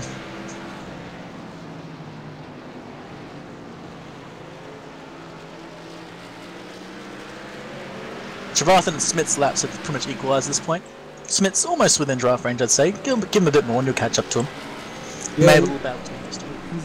He's not really letting them get too far away. Yeah. But never quite in draft range by the looks of it. Yeah, it looks like down the straightaway he gains a little bit of the draft in the corner, but by the end of the straightaway he ends up losing the draft that then reels him back in and the corner entrance. However, Doug George right ahead of Michael Travathan. As George's lap times just fallen off, or is Travathan going really fast here? Travathan came from the back. He ended up he started in 4th, I think. Fell back due to some incidents and went to start from the back of the pack. Now he's back on the tail of 2nd. And is looking to actually pass him, because he's actually 0.7 of a second faster than George per lap. So he's got some pace, and George apparently just had nothing to answer him for. I think now George's going to want to pit. Like, it's just not worth it. Just put it in the pits. Get some new tires. Just let these guys go by, because they're not for position. There ain't really no sense in trying to hurt yourself here. Well, Smith and Travathan side by side down the stretch, and Smith's going to take it, I think. Ooh. Oh, actually, he's going to take both. Oh, never mind. No, run off. George is going to get a good run off. Schmidt's going to pinch him down. Schmidt's going to drag race him down the front stretch from the low line. And for a moment there, I was swearing that Travathan was going to try and make it 3 wide in that back stretch. He had one hell of a run. That's what I said. Oh, I thought he was going to the outside, man. And that was a good move from Smith. Takes 2 positions in 1 turn. Have a good night, Josh, Mom. Was that Beaumont, was it? Yeah, his mom was watching, but she's going to leave now. Yeah, I was waiting to see him go on the outside. I was like, oh, but then he opted out. I thought he was going to go straight to the middle, but then they closed up on each other. It would have been an amazing pass for him to get past past both of them and take the position. That being said, he did still gain. He's now in 4th, and his next opponent's right in front of him, who is a little bit faster. But next pit rotation, he may end up getting past. Don't forget, these guys did actually already pit, while Doug George has not. At least for this cycle. Yeah, Tyler Cox still out, Doug George out, Skylar Allen still out. John Morris still out. Cox is still out, and he's still in the 30s. He has not hit 31 yet. Wow. I swear there's been some black magic on those tires, man. There's no way. He's still running like sub-31s on those things. That's amazing. It's absolutely insane. I've always known the guy is fast, but 60 laps on a set of tires. Where does it end? Okay, now he's in the 31.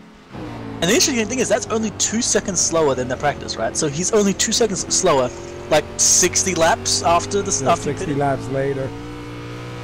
I think I need to take some driving lessons from him. Indeed. Same thing for me.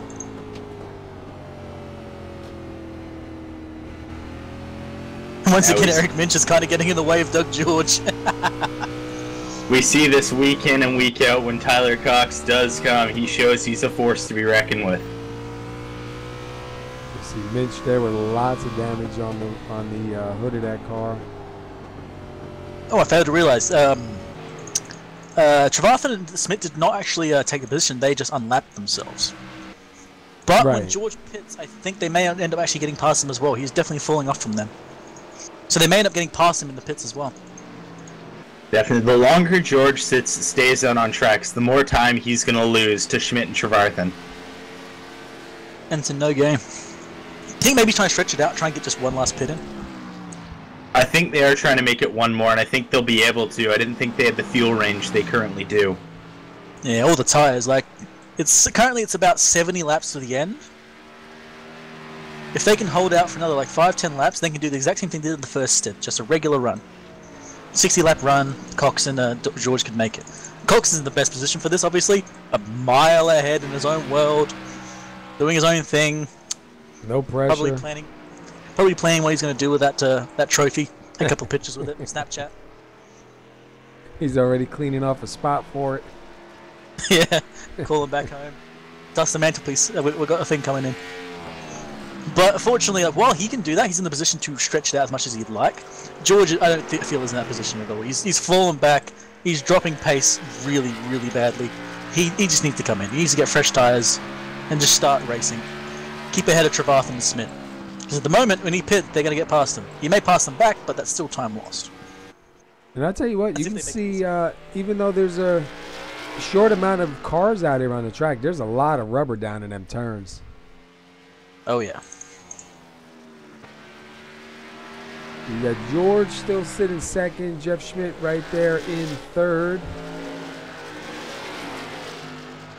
Oh, Schmidt, did you see that? Schmidt goes for a little ride almost to the inside. Yep. Didn't lose too much time on that, but he definitely had a bit of a heart attack. Yeah, gonna open the door. It's still in front. He'll still be alright. Trevarthen has got pace. I don't think he's got the pace to make a pass at the moment. They've been roughly equal. The only real reason Smith passed Trevarthen, in my opinion, is because George was in the way. So they're roughly they're fighting with each other. This is going to be a race between these two. It's going to end right at the end of the race, I feel. Alright, isn't back TeamSpeak malfunction? Yeah. Yeah. They've been having issues with TeamSpeak tonight, too. I had to turn it off. I had to close it and reopen it again. All of a sudden, I stopped hearing wingnut in here. Yeah, Trevarthen's got right onto Smith's tail. He may end up trying to make the pass. Goes. He's going to push that one. No, mine, he's gone deep. I don't believe that's going to work for him. Schmidt taking the highest line he can take. Is he going to be able to run off? Yes, he will. Trevarthen will not gain the position yet. Yeah, unfortunately, I don't think Trevarthen's got the tyres to do that. You need to get right up behind him and then get right next to him. Give Smith no real room, but at the same time, get the same runoff. Sooner or later, you will win on the inside line doing that, but it requires both drivers to know and trust the other guy. And if you're fighting for the championship, you may not trust the other guy. Yeah. Oops, sorry, I lagged. Oh, good one for Trevarthen here. Kind of lost a bit of a wiggle there, but you had one hell of a run at the start there. Yeah, we're watching from the back of Jeff Schmidt's car, the number 61, looking back to the number 2 of Michael Trevarthen. Trevarthen seems to be doing a higher run and getting better runs up an exit, but it's just not quite enough. See how it goes. He's definitely, if nothing else, he's holding on to Smith and he's giving Smith a run for his money. But he just needs a little bit more pace, or for Smith to wiggle once more. One slide from Smith and Trevarthen's just going to take the position.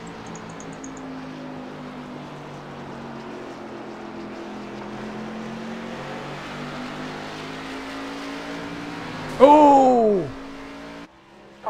Ooh, that's going to change everything. Smith lost it, unfortunately. He had a little bit of help. Let's go back and take a quick look at that. Nah, it looks like Smith hit the wall. He pushed a little too hard, got in front of Trevarthen. Trevarthen had nowhere to go. Yeah. And just finished. Smith was already sliding, but he just finished him off. That is a damn shame. They had a good fight going on. Yeah. And that gives right there. Oh yeah, this is going to be amazing for Doug George. The biggest benefactor for this is Doug George. Second place, and now he's reeled back that 21-second gap. All that gap that Cox was building over the entire race is now gone in the second. Question is though, even with this yellow flag, can George get the pass on the restart? We're going to see how that goes. Yeah. That's the question. We have Trevarthen and Schmidt both one lap down. and they did pit, are they going to stay out to gain their lap back? That is an option. Cautions do breed cautions, so are they going to bank on another caution and try to get their lap back? If I was in that position, obviously I'm not, I would probably pit. It's just not worth it. Well, Trevarthen should get the lucky dog. Yeah, Trevarthen will get the lucky dog. It's also... yeah. All right, never mind. It all depends on what Schmidt is going to do. Is he going to take it to and become 4 cars on the lead lap? Or will he stick with the battle for the lucky dog between Skylar Allen, Austin Marion, and himself? I believe everyone on the first lap is definitely going to be pitting. There's no one staying out. I believe everyone's just going to pit here. There's no reason not to. It's right in the middle of the pit window anyway. From this lap here, 139, so roughly lap 140. It's a 60-lap sprint to the end. This is actually just one sector. This is like the start, just one sector from them. Yeah. No pits, just race to the end. Unless we have another yellow flag, at which point you grab brand new tyres because you need them. So George and Cox, that's going to be the battle from now. Now that George has finally lost, all that gap is now gone. Can he catch up with Cox, the guy with black magic in those tyres? Because God, he was still pulling 30s right at the end, up to the yellow flag. So he still had just some unbelievable pace and perfect car control. Going to be pretty close. He may be able to hang with him for a little bit, but by the way it looks, that Tyler Cox, with the numbers that he's been running, I don't think he's really going to be able to hold on for 60 laps. No, definitely. Unless Doug is able to get a good first set of corners and be able to pass Cox.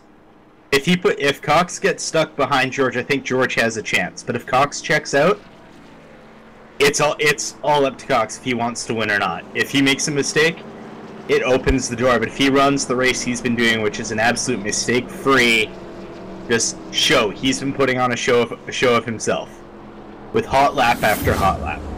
No question. That's what it's going to come down to. We've been watching Doug George go around too, and like at the start of stints he's not too fast. Middle of the stint he gets a lot of speed, then all of a sudden he just plummets. And you watch him compared to Cox. Cox is just fast the whole way through, every single lap after lap. But George has some pretty good mid-stint sprints. Like we've seen him really kick up the speed and catch up with Cox. But then it just bleeds off and he drops another second again. We'll see if he can catch him. It's going to be very interesting to watch. It's going to be all delight for sure. As you said, if George gets ahead, then he's got a damn good chance of it. That being said, though, it was definitely scary for him with Bomwell behind. It's going to be even more scary with Cox behind him. Yeah. Yeah, Cox is not a driver to hold back. If he thinks he can pass you, he's going by. I believe I said a couple of weeks back, he's not here for points. He's just here to come first or last.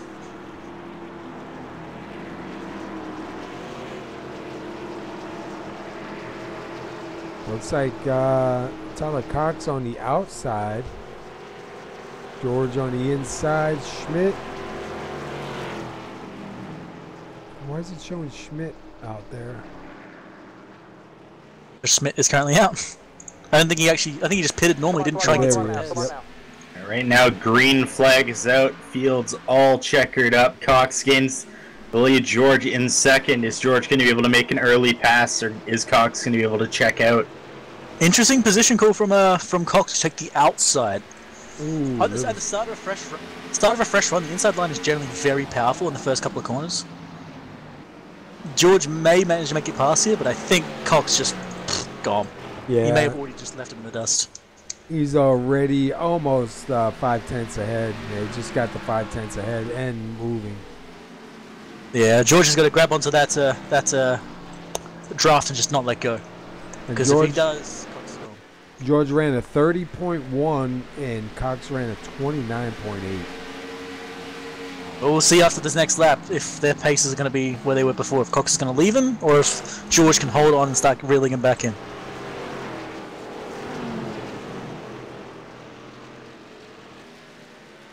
Teacher Barrington right there in 4th. Skylar Allen in 5th.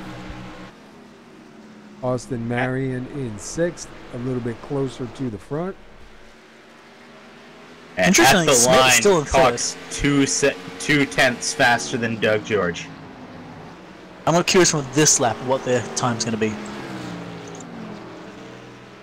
getting themselves up to speed, see how it's going to be. And already, Cox is already showing his dominance. That being said, George just matched him in speed. Cox was 1,000th of a second. Yeah. 1,000th of a second advantage to Cox. That time by 3.75 to 3.76. Wow. Doug George finally is showing up all of what he has to see if he can take a lead. He's gonna let a little bit loose. And that Great save there, but that is going to give Cox a huge window open there. I don't like calling stuff too early, but I think that right there is going to be Cox's win. Like, George is now going to try and catch up with slightly crippled tires, not too bad, against someone who's not wiggled at all the entire race. Doug George now has a huge margin to break. 1.2 second separation, just over 50 laps to go in this race, where Tyler Cox has dominated. Yeah, he needs Tyler Cox to just slip once, just one slip up, and he has not done it the entire race. He's been planted the whole way through. No major slides, no issues, no really tapping of the wall, just off like a rocket ship. Yeah, and once again, 0.3 of a second faster than George. I think at this point we can call it. Cox has just checked out again. Have to see if it stays green. Interesting, they're having the battle again between Trevathan and Smith. Smith and Trevathan are back together again. Smith actually started this after these pits ahead of Trevathan, even though he was the one that was spun in the wall. Trevathan is actually behind him. And while Smith's car may be a crumpled beer can, he still seems to have a good amount of pace in that thing. But then again, so does Trevathan. So this will be an interesting race. Both of them have damage, Trevathan from earlier on, and Smith from a little more recently. But we're going to have a nice little battle between these two again. They've been fighting out since lap 1. Just constant battle throughout the race. Yeah, it seems like week in and week out, it's always Trevathan and Schmidt going back and forth. Yeah, and that lap there, just for comparison, Tyler Cox 29.5, Doug George 29.99. I think Cox has just got too much for him. Cox now out to a 2.2 second lead over George. Is George able to muster up his stuff and gain that close that lead? And back at Trevathan, or is it just going to be back to Cox? Yeah, back at Trevathan and Smith. Trevathan is going for the pass on the inside line and gets it on Smith. Good run on exit for him, especially even on the inside. Difference between fresh tires and old tires doing that same move. Mm-hmm. It dives in deep, trying to get the low side of Trevathan. He's not going to get the Trevathan's going to cut back down. A little bit of a cheeky block there on Schmidt. Trevathan's going to get a huge run off turn 2. Yeah, the question is the damage of Schmidt really hurting him here? I don't know if it really is, but Schmidt gets tight. Wow. It's a little bit of the wall. Great save there. That could have been a lot worse. Also, no, that Scar Allen right behind him is on the same lap as them. So Scar Allen is actually fighting for that 4th place as well. So Schmidt does not want to show any weakness there and lose any time. Otherwise, he may get swallowed up by Scar Allen, who started in last. And if you look at him now, his amazing 3-minute qualifying lap. Yeah. And it looks like he's closing in on him. He's got him by a couple tenths. We'll see who can hang on to it. Yeah, he had a bit of a slide there, Scar Allen did, but he's still catching Smith. And not to mention as well, Scar Allen's car, I don't think he's actually touched the wall really once. He's been really clean this race. Yeah. And it definitely shows. He's been really clean. He's just been a little bit wiggly on exit a couple of different times that we've caught him on camera. Yeah. But he's catching up and he's almost within drafting range of Smith. I think Smith's not going to be able to put up much of a fight to this. Just jump inside with Allen. Here comes a run on exit. He's going to have a better run than Smith, I think. Yeah, definitely. Going back to talking about Skylar, what I know about him, he takes great pride in consistency and keeping his car clean. I will say he's consistently been sliding on turn 1. He does sometimes slide, but if you can notice, he's got one of the cleanest cars on track. Definitely, yeah. Between him and Cox, man, it's going to be a bit of a fight of who's got the car with the less damage. They'll probably be arguing about the amount of dirt on the car. Right now, I would say Cox has more damage after that little bit of a scuff with the right-hand side, got his fender a little bit crinkled.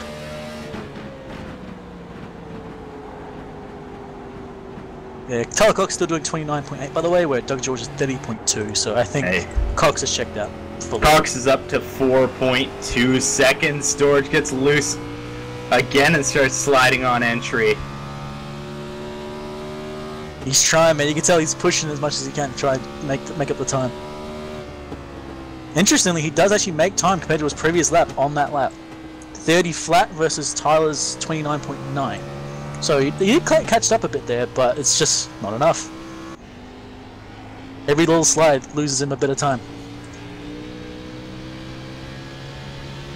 Meanwhile, Scarlett Allen is a little bit faster than Smith, by much. He lost a bit of time last lap, but this lap here, he actually managed to gain. And now he's getting right up to him. He's definitely with the draft at this point. That's a huge entry run there. He's going to be within the draft, but he's going to take the slightly lower line in and dive it in on Schmidt. Schmidt's going to get a little bit of a slide there and get the back end out, lose more time to Skylar Allen, who's been charging through this field. Currently 1 lap down, but he's looking to get to 3rd place of Michael Trevarthen, 2 cars in front. A little bit of comparison to last lap. Jeff Smith did about 30.3 again, same as this lap. But Allen did a 30.2. This time he did a 30.1. So he actually gained, like that draft gained him so much more than normal. He's been catching him, but that was a big jump, and now he's right on him. Definitely now he's got to find a run. He's going to opt to the low line early.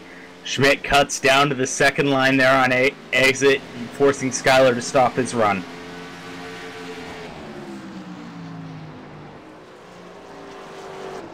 Trevarthen overdrives the corner a little bit, possibly to save some tires up there. Yeah, you know Smith's going to be having a little bit of trouble with that car for sure. That thing has been battered and bruised in a lot of different ways. It's not going to be, the same as it was at the start. Definitely major rear end damage and right side damage on that 61 machine.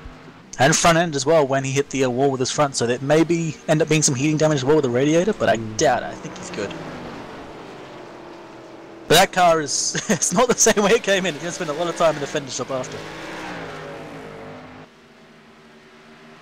But they've both got good pace.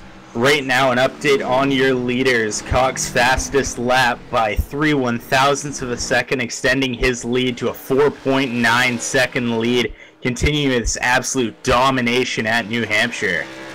Yeah, Doug did dig deep in here and try and find something. Any time he can gain. If he can gain like a 100th of a second a lap, that's still good. And he tapped into the wall there. Oosh, that's not good for him. And he's going to be faster that lap than Tyler Cox by 1,000ths of a second. Probably could have been closer to a 10th, but he got a little bit of a scrape with the wall. He's gonna dig in, just keep digging. He finds something. Whatever line's faster, just go for it. This is definitely this mid-run speed we were talking about, where he just magically gains a few tenths, and this is what's happening now. But it's going to be enough to be able to catch Tyler Cox. Yeah, he's going to catch him as quickly as he can before he starts dropping off again, because as we can see, that Cox does not... Oh, we're going to have a yellow. Don Morris slow on the backstretch. Looks like he just self-spun there. Didn't impact anyone. Just put his foot down a little too hard. This gives Doug George another shot. One more shot at being able to snatch the win away from Tyler Cox. It's unfortunate for John Morris. He's been kind of staying out of trouble throughout the race. Not been the fastest car, but he's been clean and safe. But fortunately, he just pushed it too hard, started sliding, overcorrected, and bang into the outside wall. To the outside wall, pretty hard. Yeah. Still running though. Yeah, he may have some damage. May end up having some radio damage and might overheat, but looks like he's fine. That's probably more damage to his pride than anything else. He was doing really well this race.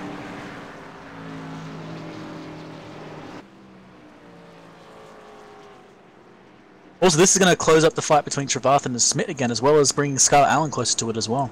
Right now, Michael Trevarthen will be your lucky dog, and it will add a 3rd car to this battle for the win. And Trevarthen has been fighting his way back from the rear. Like after that incident he had at the start, we all obviously thought that he was probably going to fall behind a bit, but now he's back on the lead lap. And he's going to be duking it out with George, Cox, as well as everybody else up there. Now we're going to ask a little three-way. Oh, and George right in the rear of Cox in the pits, trying to gain anything. You know, it doesn't matter here. Maybe he's trying to get a little bit of damage on him. Scratch up that car a bit. Let's take a look at their pit time here. See if these guys get in easy. It looks like Tyler Cox is at the back of his box, where Doug George goes right to the front line as close as he can get it. Now, who gets the tires dropped first, and who gets a good run? It looks like George's guys are going a lot faster, and Cox is going to be first car out. George may be staying to get some damage fixed, or a fuel stop, perhaps. Don't think so. That was a rather long stop for him. Yeah, but it's a you know shame. what? He lost a lot of time. Yeah, but he's not really going to lose a whole bunch of positions. You know I don't think he actually lost any positions, but unfortunately, like what he was trying to go for, I think, was trying to catch up to Cox there. If he could have got ahead of him on that pit, that would have been a massive sea change.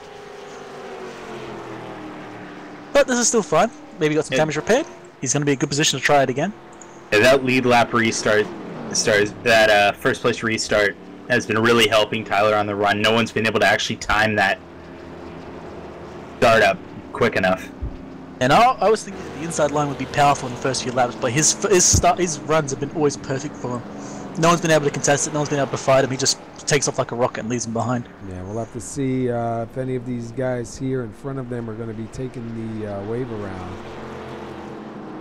Looks like Eric Minch. Who else is out there?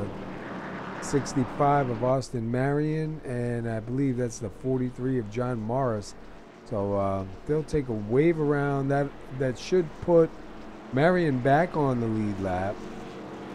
And that'll bring Morris down to 2 laps. And Minch down to 42 laps, I believe. That looks like if I was Austin right now, take it. Just get back to the lead lap, see if you can battle. Maybe there will be a late caution. You can benefit from it and possibly take a win out of this. Well, especially as we get closer to the end of the race, the pressure goes on. You know, chances of a caution is a lot more easier seen. Yeah, definitely. The further we get to the end of the closer we get to the end of this race, the higher chance we're gonna have a caution, and the later it gets, the more pressure there will be on Tyler. All right, lights are out, and Tyler back on the outside again. It looks like there's a Trevarthen down on the inside. And Skylar Allen, who is right now the first car lap down, in 4th on the outside. You know, he wants to see another caution so he can get that wave around and get back on the lead lap. That'll be a really big change for him, considering he was the guy that started it last and was constantly fighting his way up. Trevarthen unfortunately got past him. Oh, and boom, just off like a rocket again goes Tyler Cox. George got caught napping and almost lost position to Trevarthen. Yeah, almost lost it right there on the start. George dives it in real deep there to get to the back of Tyler Cox. Gets a hell of a run off the backstretch there. He's going to be looking to gain a position on going into turn 3. Will he dive like George has found some pace here for sure. That is beautiful. He's got right up. We've got a nice 3-car battle. Trevarthen dives it in really deep. Cox trying to get away from Doug George, who's now been charging and showing, I think, the fastest he's been this whole race. Definitely on the restarts for sure. I think it's not just fast, more aggression too. Went straight for it. Didn't try and wait. Didn't try and think about it. Just went boom. I'm going for this. Oh, a bit of a slide for George there. Lost a bit of time. He's still in draft. He may still be able to hold on. Yeah, George just pushed too hard. He's real loose there. Wow, what a save. Trevarthen as well. What a save by George. Cox checks out again. And Trevarthen takes 2nd place. He's back up front, baby. Oh, but George is... Oh, he got really close to Trevarthen. It almost looked like he tried to spin him, but probably, obviously did not do that. But really close. And Trevarthen, with his damaged car and fighting back from the rear, is now in 2nd place. Bloody good charge from him. I think Trevarthen can catch Cox. I think he's still got the tires. I think George's tires might be a little bit too worn after a slide like that. But if you can hold the draft of Trevarthen, they can definitely fight over who gets the win. I think consider as well why Cox has been great mid and late through these runs. So has Trevarthen. While Cox has been able to check out from George the entire time because George seems to like drop off a bit, Trevarthen does not. So Trevarthen, if he can get away from George, he may start catching Cox and end up versing the end of this race. Yeah, we'll have to keep an eye on their times and see if he's really dropping off. That being said, George seems to have the bit between his teeth, and he's fighting Trevathan for this. He wants that position back. He's been fighting for that the whole race. He's not just going to let him pass without a fight.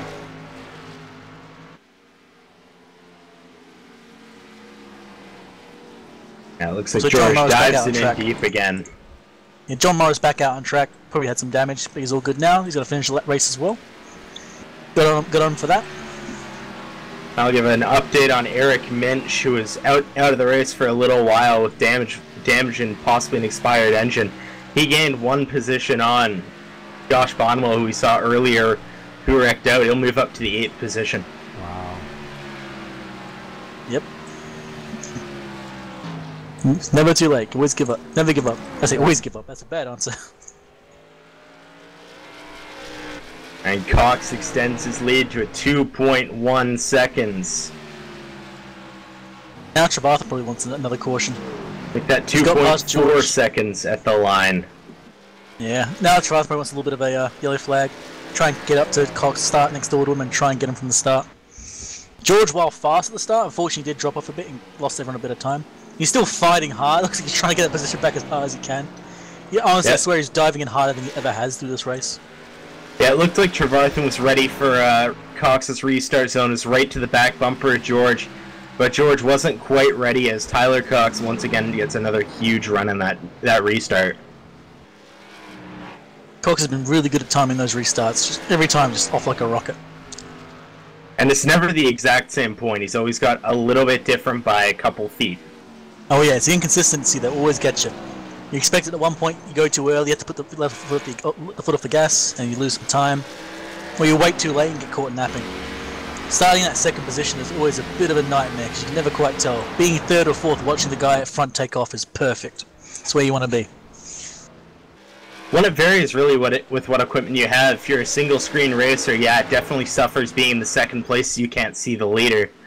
But if you've got 3 screens or VR, that can be a difference maker. You can get restarts right beside them after you can see them. Yeah, but it's still a bit harder from the side to know when the guy's going. Whereas at the rear, you can always tell because that rear end will just drop down really hard as they put their foot down. Yeah, definitely. It's much easier to tell the moment they put their foot down. Whereas at the side, you got to pay really close attention while also not going into the wall on the left side. Yeah, and try and listen. Yep. Oh yeah, but if you're listening for it, you may just miss it. Tyler Cox to a 3.3 second lead, taking no time to gain any bit of a gap he can. Yeah, Milan Trevathan, he's not going super speed, but he's definitely got a lot of pace for sure. Still within the 29s.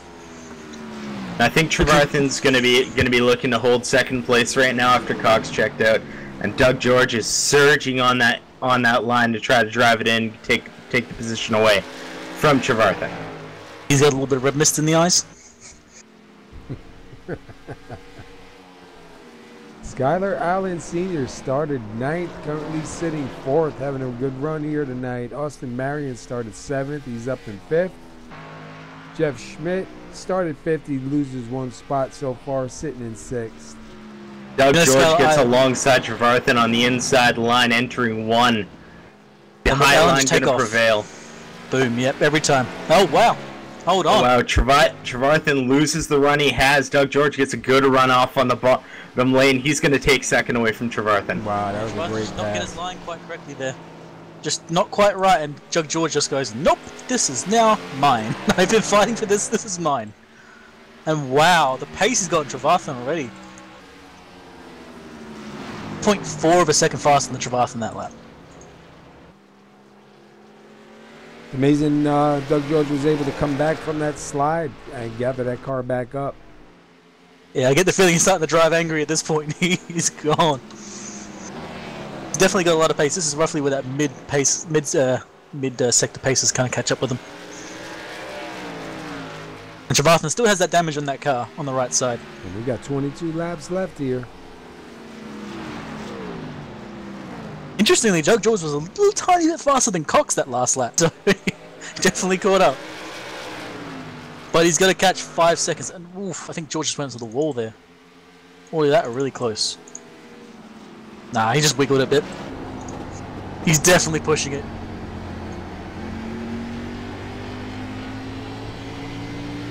All I can say is go, baby, go. You can do this. Trevarthen and George both pushing it to the absolute extent right now to be able to see who can win the battle for second place, as Cox sails out to a 5.1 second lead. The Trevarthen was faster than George that last lap. But again, that's the power of the draft on this track for sure. Question is, can he get back past George? He can either wait for George to make a mistake or try and make the position himself. I don't know if he's got the pace to go for the actual pass. Just waiting for George to push a little too hard. That being said, in the longer runs, Trevarthen is a little better, or at least appears to be. Oof! Oh, Trevarthen gets real close there. Looks like he was ready to give him a bump. Yeah, that's that defensive line again. Everyone's been doing that. Bonwell did that against George. George is against Bonwell. Trevarthen against Smith. It's just that one line that's a pain in the dick. They've been really hurting with that line used. A lot of people have lost a lot of time there. Yeah, as you see there, 0.1 of a second Trevarthen to George. George actually gained time on, gained a bit of distance from him. Whether that be just the racing line or a defensive line, either way, it is a nightmare to get past. They're passing Morris on the inside. Morris fortunately had his incident. He's still going around. The car's still doing fine.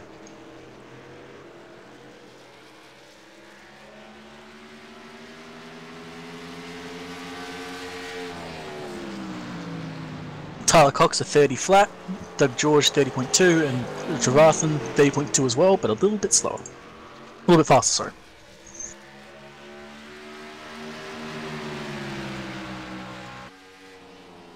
That being said, Doug George is starting to pull away. He may have actually broken the draft almost from Trevarthen. He may have actually started to separate. Trevarthen's going to catch back up quickly in the stretch. We'll have to see as George gets a good run off. Doesn't look like he's going to get the run we thought he would get down into turn 1. He gets a good late braking zone. Being a lot of time on George there. You can definitely tell that George might have broken Trevarthen away, because last lap George was a 30.37, Trevarthen was a 30.56, even like right behind him.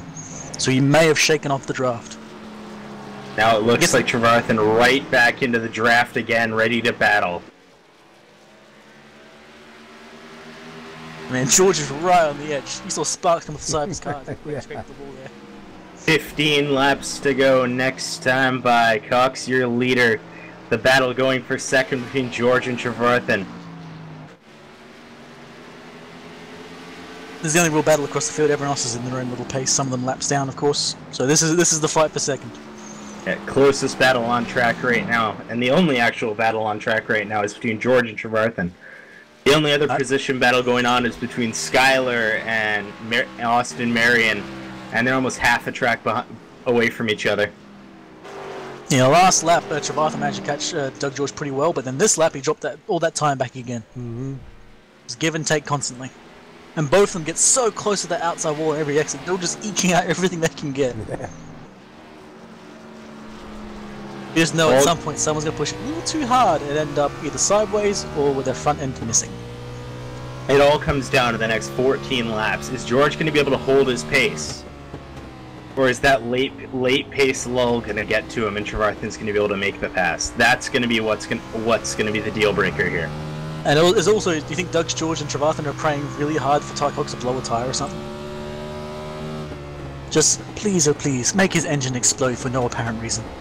They might be wishing for some bad luck, but at the rate this race has been going, Tyler Cox can see nothing but good luck so far this race. He may want to go get a lottery ticket. It's a good day for him. That being said, he was a little slower than Doug George last lap, but it's not going to be enough to count. It's 12 laps, and Doug George is only like 0.1 of a second past him, with a 7-second gap. It would take 67 laps at the current margin for George to catch Cox. I just don't think he's going to be close enough to be able to make a viable charge. No, and George has been shifting too. They're trying to find every single bit of pace they can find for sure. Like, shifting is a little faster, but it is definitely more dangerous. It's a little bit faster if the car doesn't slide out from under you. If you can keep the car straight, it's faster. But if you start to wiggle and get a little bit of a bit yawed out, you lose all that time. Yeah, it's a very, very, very minor difference because these cars in fourth gear still have a lot of horsepower. It comes down to, I think that comes down to maybe a tenth in a perfect run. Yeah, in an absolute perfect world for sure.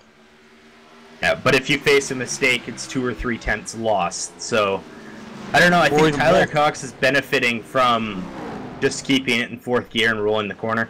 Wow, look at this. Trevathan's right on his rear. This might be the spot where he goes for the run. Or at least set it up. Yep. Trevathan forcing George to mirror drive. Trevathan takes the high line away. George dives it off the bottom there. Great move there to defend his position. Yeah, unfortunately, while that was a good move from Trevathan to try and force George a little further down, it was a little too late. George was already coming down for his run. So it didn't really hurt George too much, and it did hurt Trevathan. Whoa! Right on his rear. Right back to the back bumper. Trevathan makes another attempt. Takes second away from Doug George. Once again, George scraping that wall. It's so close. Oh, Trevathan goes really wide there. Looks like he's going to try for a better run and exit. Yep, foot down. He's been trying that crossover move for the last little while, but I don't know if it's helping him. No, it looks like not. He's losing too much time. Yeah. You lose too much going that further away. You got to get, a little closer. Like that line there, that one you just took there, that's a little better. But still not quite enough. George has got the perfect line, both for defense and for speed. It's just going to be a nightmare to catch him. The way the track's rubbered in, how cars are running, it's definitely a one-way race for as George gets tight and gets into the wall there. Trevathan gains time there. George able to recover. Fortunately, Trevathan was not in a position to make a pass out of that, which is a damn shame. I think the only way Trevathan's going to get past George is either force him into a mistake or try and forcibly take his track position away. I think right now Trevathan's hoping he's going to mirror drive. I think that's where these mistakes are coming from. Was Doug George mirror driving and looking for where Trevathan's going to run. That being said, Doug George has built a gap again. He's almost out of draft range again, so you can tell George is pushing. And we're at 7 laps to go. 7 laps if Trevathan can catch up, if Trevathan can get up to Doug George, he's got to get up alongside of him and force George wide. He's lost a lot of time. Not too wide, not like ridiculously, but just enough to get him off that line to give Trevathan the exit speed he needs on the next corner. Because he will not be making it on one corner. He's got to take that line away from Doug George. And right now, your leader out 8.7 seconds. Easy as 6 laps to go. Like I said on Wednesday, he's off doing his taxes or something, Reading the newspaper, eating a banana. 193 laps led this time by. Oh, and Trevathan got that corner wrong. Put his rear end to the wall, but the main thing is he lost a lot of time on Doug George. I think there, unless George loses it, I think that might have cemented George's second place as well. Yeah. I mean, George really has to swing it wide into the wall in order to lose his spot right now. Surely at this point George knows he's got to calm it down, get around the track. We're all good. We've got time. 4 laps left. We can't catch Cox unless we've got like nitrous boosters hidden somewhere. It doesn't look like Trevathan's gonna be able to catch unless he's able to just late break it and force a mistake on George. I don't think he's gonna be able to get there. There will be 4 laps. 4 laps next time by, but I think George just solidified second place. Good racing from all involved for that for sure. Cox flying off on his own, George fighting hard. And Trevathan with that comeback from the rear. Going from like 4th to 8th to 4th again, now into 3rd. Absolutely well done from him for sure, especially with a damaged car the whole way through. Unfortunately, he had the incident with Jeff Smith because they had a beautiful race going through the entire race. But now, Trevathan's even in a better position than that, fighting for 3rd instead of 4th. And now Cox is at lap traffic trying to get past Marion. Marion cut up a little bit, put a little bit of block on Cox. Cox gets a little bit loose, but he's able to save it. First real time, I think Cox actually had some trouble with traffic. And that was close. Yeah, he's going to lose a little bit of time, but he's got time to lose. At this point, you could probably drive the entire track in third gear and still manage it around in time. White flag next time by. 8 more corners for Tyler Cox. Right now, the difference between George and Trevathan is a little under 2 seconds right now, but 1.5 seconds separates. Yeah, it's unfortunate that their fight has ended, but it's good to see that George, have the fighting through the entire race to hold this position against Bomwell, trying to catch up with Cox, He's managed to hold second, so he's done a damn good job with that. Yeah, Cox he's lays been the under white fire flag. all night. There's just nothing you do against the star of the show today. Tyler Cox just with an amazing pace, and going in for his last lap here, just you can't catch him. Well, he gets Even a little loose 60 there again. Even now, 60 laps after they pitted, he is still pulling sub 2 seconds from his practice laps. And Tyler his Cox flirting with darkness the last 2 laps. He's going to take it out of 4 and win the race at New Hampshire. What an amazing run right there, man. And he's doing a little drift on the first corner. Nicely done. And he's going to pull a Clint Boyer there. George in second and Trevathan in third. Bloody amazing races from them as well. Over 150 laps led in a 200-lap race. And Skylar Allen in fourth, which is another beautiful one to see as well. Starting in last, coming in fourth. That was an absolute dominance run by Tyler Cox there. He's drifting around the track having a gay old time.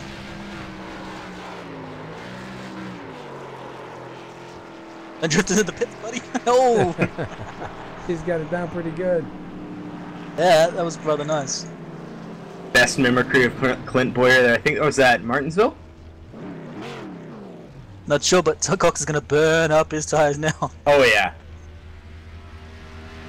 Come on, buddy, we're waiting for it. Go, go, go. He's waited a long time for this to be able to burn it down at New Hampshire. Big dog Don't make me trick, concrete. Now, he wants to take a bet that he's going to put his rear engine into a wall by accident. And he's going to be going back to one of his better tracks too, next week's Pocono. And the last time we were there, he showed a very good performance too, but he was ended in a mid-race wreck. Oh, that's right. That's right. I forgot about that. Led, I think, 45 laps. I think we're on lap 53 or something, and he got to his breaking point in second place, didn't. I knew it. I told you put it into a wall. I told you that. Now, let's go with number 3, Trevathan.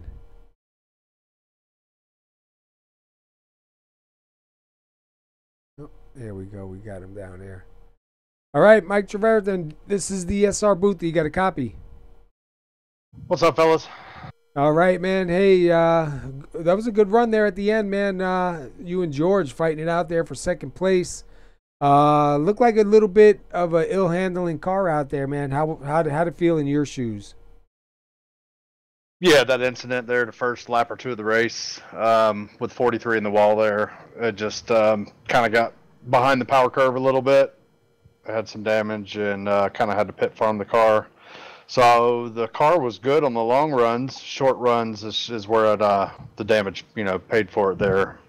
But I was able to get back up there and get my lap back and was on a different pit strategy there. But yeah, like I said, I can't complain with a third, man. Tyler and Doug and Josh definitely had the cars to beat here. We was pretty much chasing them at that point. But yeah, a little bit of damage, across 200 laps. Definitely felt the effect. Yeah, we were wondering, I know on this track the damage sometimes doesn't make all that much. I mean, obviously it takes a little bit of the handling away from the car. But you did get back on that lead lap and fight it out there with the number 10, Doug George, for quite a while there, man, until that very end run. Definitely an impressive run here tonight. Yeah, it looked like Doug got in the wall right there as I was creeping back on him, and I had to let out to save both the cars, and by doing that, he gapped out a little bit, and I just couldn't run him down. But like I said, nothing to take away from those top 2 or 3 guys. They were definitely class of the field tonight, and happy with come out of here with a third, man. All right, next week, Pocono, you going to be running? Yeah, we'll run there. Like I said, we're decent at Pocono, so like I said, we'll see how it comes out. Like I said, try to hold this points lead for a little while longer and see if we can maybe click a few more wins off. All right, man. Anybody got anything for him? Yeah, I definitely want to give a shout out to you guys in the broadcast booth. Like I said, you guys do a lot for us, and hell, I like watching the broadcast after the race as well. So hats off to you guys. Skyler and the admins at Go Fast for putting this league on. Homenet hosting. Like I said, Metalhead Motorsports. Like I said, great group of guys we race with there. And, let's go to Pocono and unload it off the trailer and see where we're at. All right, man. Well, congratulations, man, getting back on the lead lap, taking third home tonight, and we'll see you next week at Pocono. All right, brother. Thanks. All right. All right. Curtio, you want... Yep. Doug George is not in the team speak, so I think... All right, so you want to go to our winner? Yeah, I'll take the winner. All right.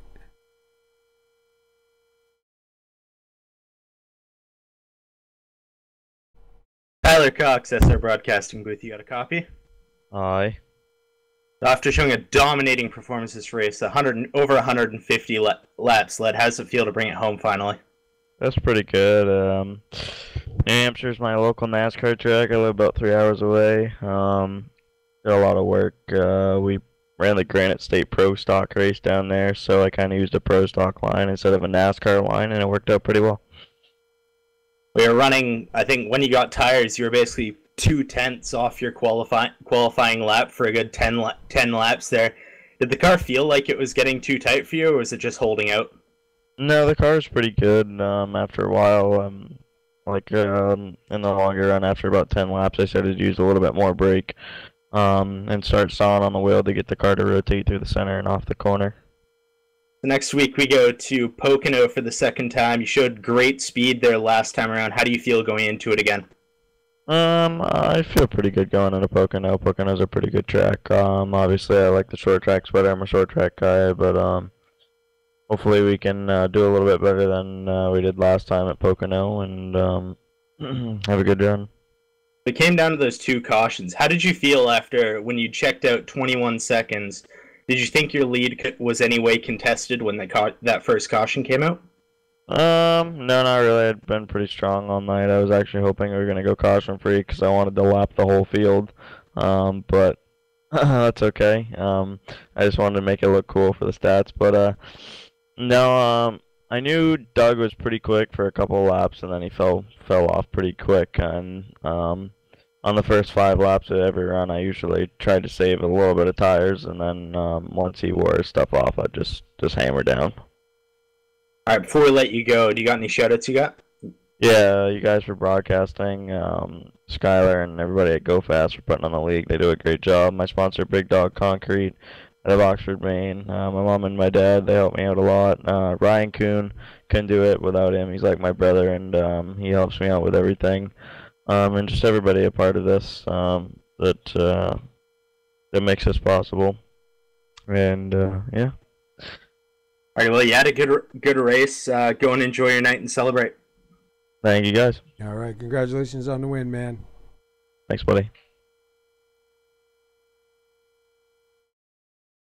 All right, we have Skylar Allen Sr. in the booth with us. How's it going, man?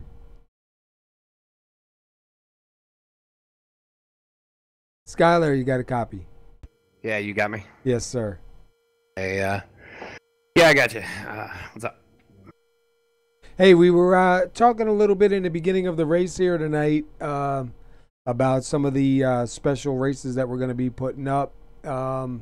Just kind of letting everybody start get a little bit aware of it. So once we get the schedules and the itinerary from you, we'll start getting it out there. You had a good run here tonight, man. You got yourself up into 4th place after that 3-minute qualify. I think somebody posted. Oh, yeah, that was a blistering lap, wasn't it? Yeah. But that's all right, though, man. Looked like you had a pretty good run here tonight, though, man. How'd it feel for you out there? You know, we saw you driving it in. We saw you do a little bit of sliding, especially going into 1, man. Is that something that you couldn't really control or just something that you like to do? Well, to be honest, I had to really play with the brake bias on the car a lot, and it was a lot about finding a happy medium. And so I would start getting tight, and I would over-adjust the brake bias in the car and get it a little squirrely getting into the corner and have to kind of back off the adjustment that I made. But New Hampshire's never really been anything flat has never really been a good track for me. And so I spent the first 100 laps of tonight just trying to learn a pace. Well, it looked like you had a pretty clean car out there, man. It was one thing we did notice on there. The car was really clean throughout the whole race tonight. Not a bad race here, man. Only 3 lead changes, though. Tyler Cox, man, took it away. But we're going to be heading out to Pocono next week. You feeling any better about going to Pocono? Yeah, Pocono in the Xfinity car earlier this year, I was able to finish second. It was my first race, first real race with Overtake Motorsports.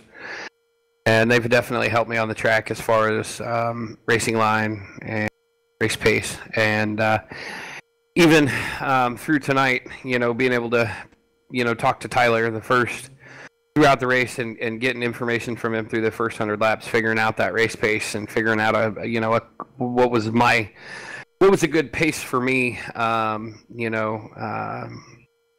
it definitely helps. All of the guys that overtake Joe, Tyler, Adam, Mark, all of them have helped me in some way or form in the last several weeks, trying to help me get a little more competitive, which, I think I could have been a little bit. I don't think I had a second or third place car. Doug and Mike definitely, and Tyler, they were all class of the field tonight, but to have a little bit more competitive car, in all likelihood, I probably lucked into the fourth. My understanding is the 61 got some sort of penalty for, I'm not even sure. I think he might have said passing under yellow or something, so that kind of gave me really a freebie spot. He was quite a bit quicker than I was most of the race, so if it wasn't for his penalty, in all likelihood, I'd have been sitting fifth, but still happy with that, considering the fact that, like I said, I couldn't find anything in the practice, and I just had to use the races, the first 100 laps of this race as more practice, put myself behind with an early pit stop, and struggled to find my way back to the lead lap after that. Well, the one thing we do know is, and we see it all the time, whether we're racing or calling a race, it's never over till it's over. And, right.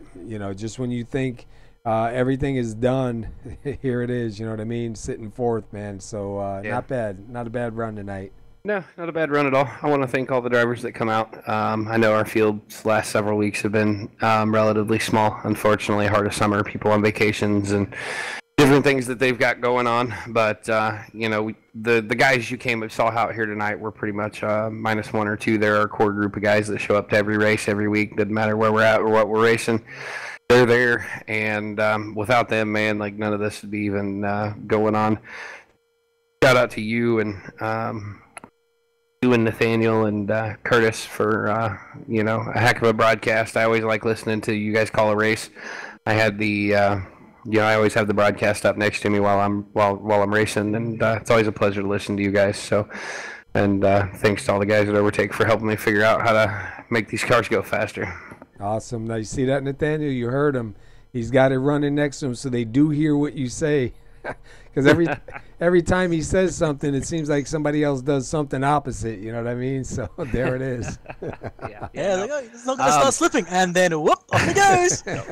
Yeah, a lot of us do run the broadcast next to us. A lot of people do it for different reasons. Mine is I don't always get an opportunity to pay attention to the relative or see who's on pit road or who's doing what. So I get audio cues. There's obviously a little bit delayed from your Right. from what's going on track, but I can keep up with what's going on with everybody else. My cup spotter does a good job of keeping me up to date on Saturday nights.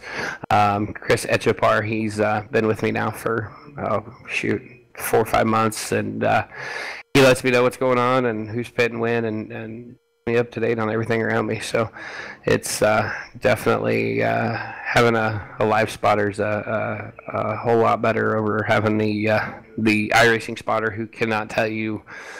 They can't tell you that two cars are racing real hard or getting into each other up ahead. So I appreciate Yeah. everything he's done for us.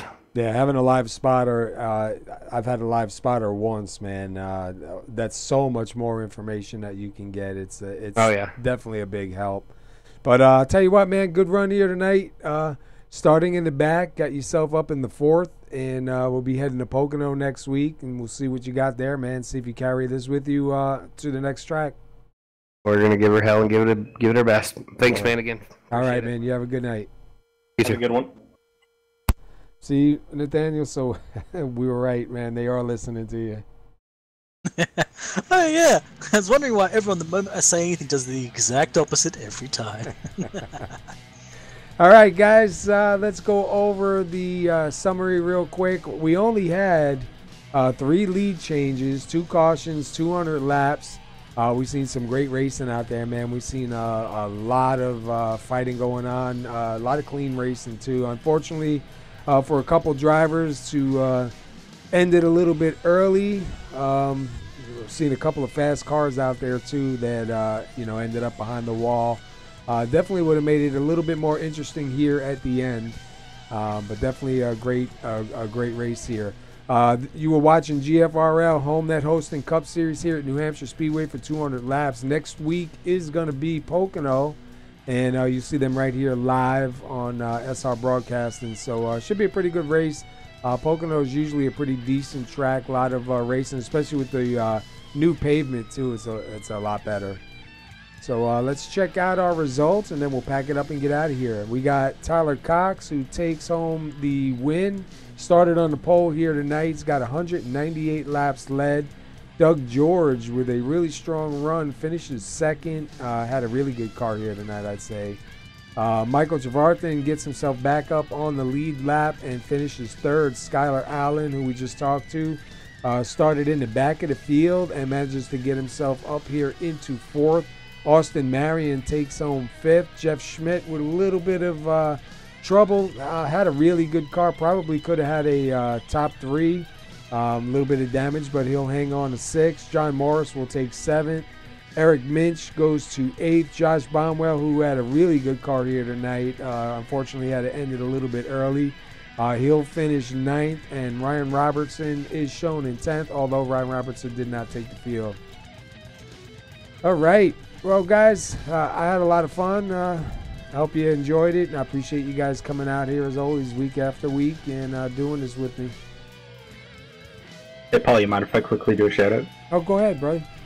Shout out to my buddy Josh, who's watching his first SR Broadcasting, first of hopefully many. So shout out to you. Awesome, man. Thanks for joining us, buddy. All right, guys, be safe, and we'll be back out here next Saturday at Pocono. Until then, enjoy, man, and thanks for coming out. Later, guys. Pleasure as always. Peace.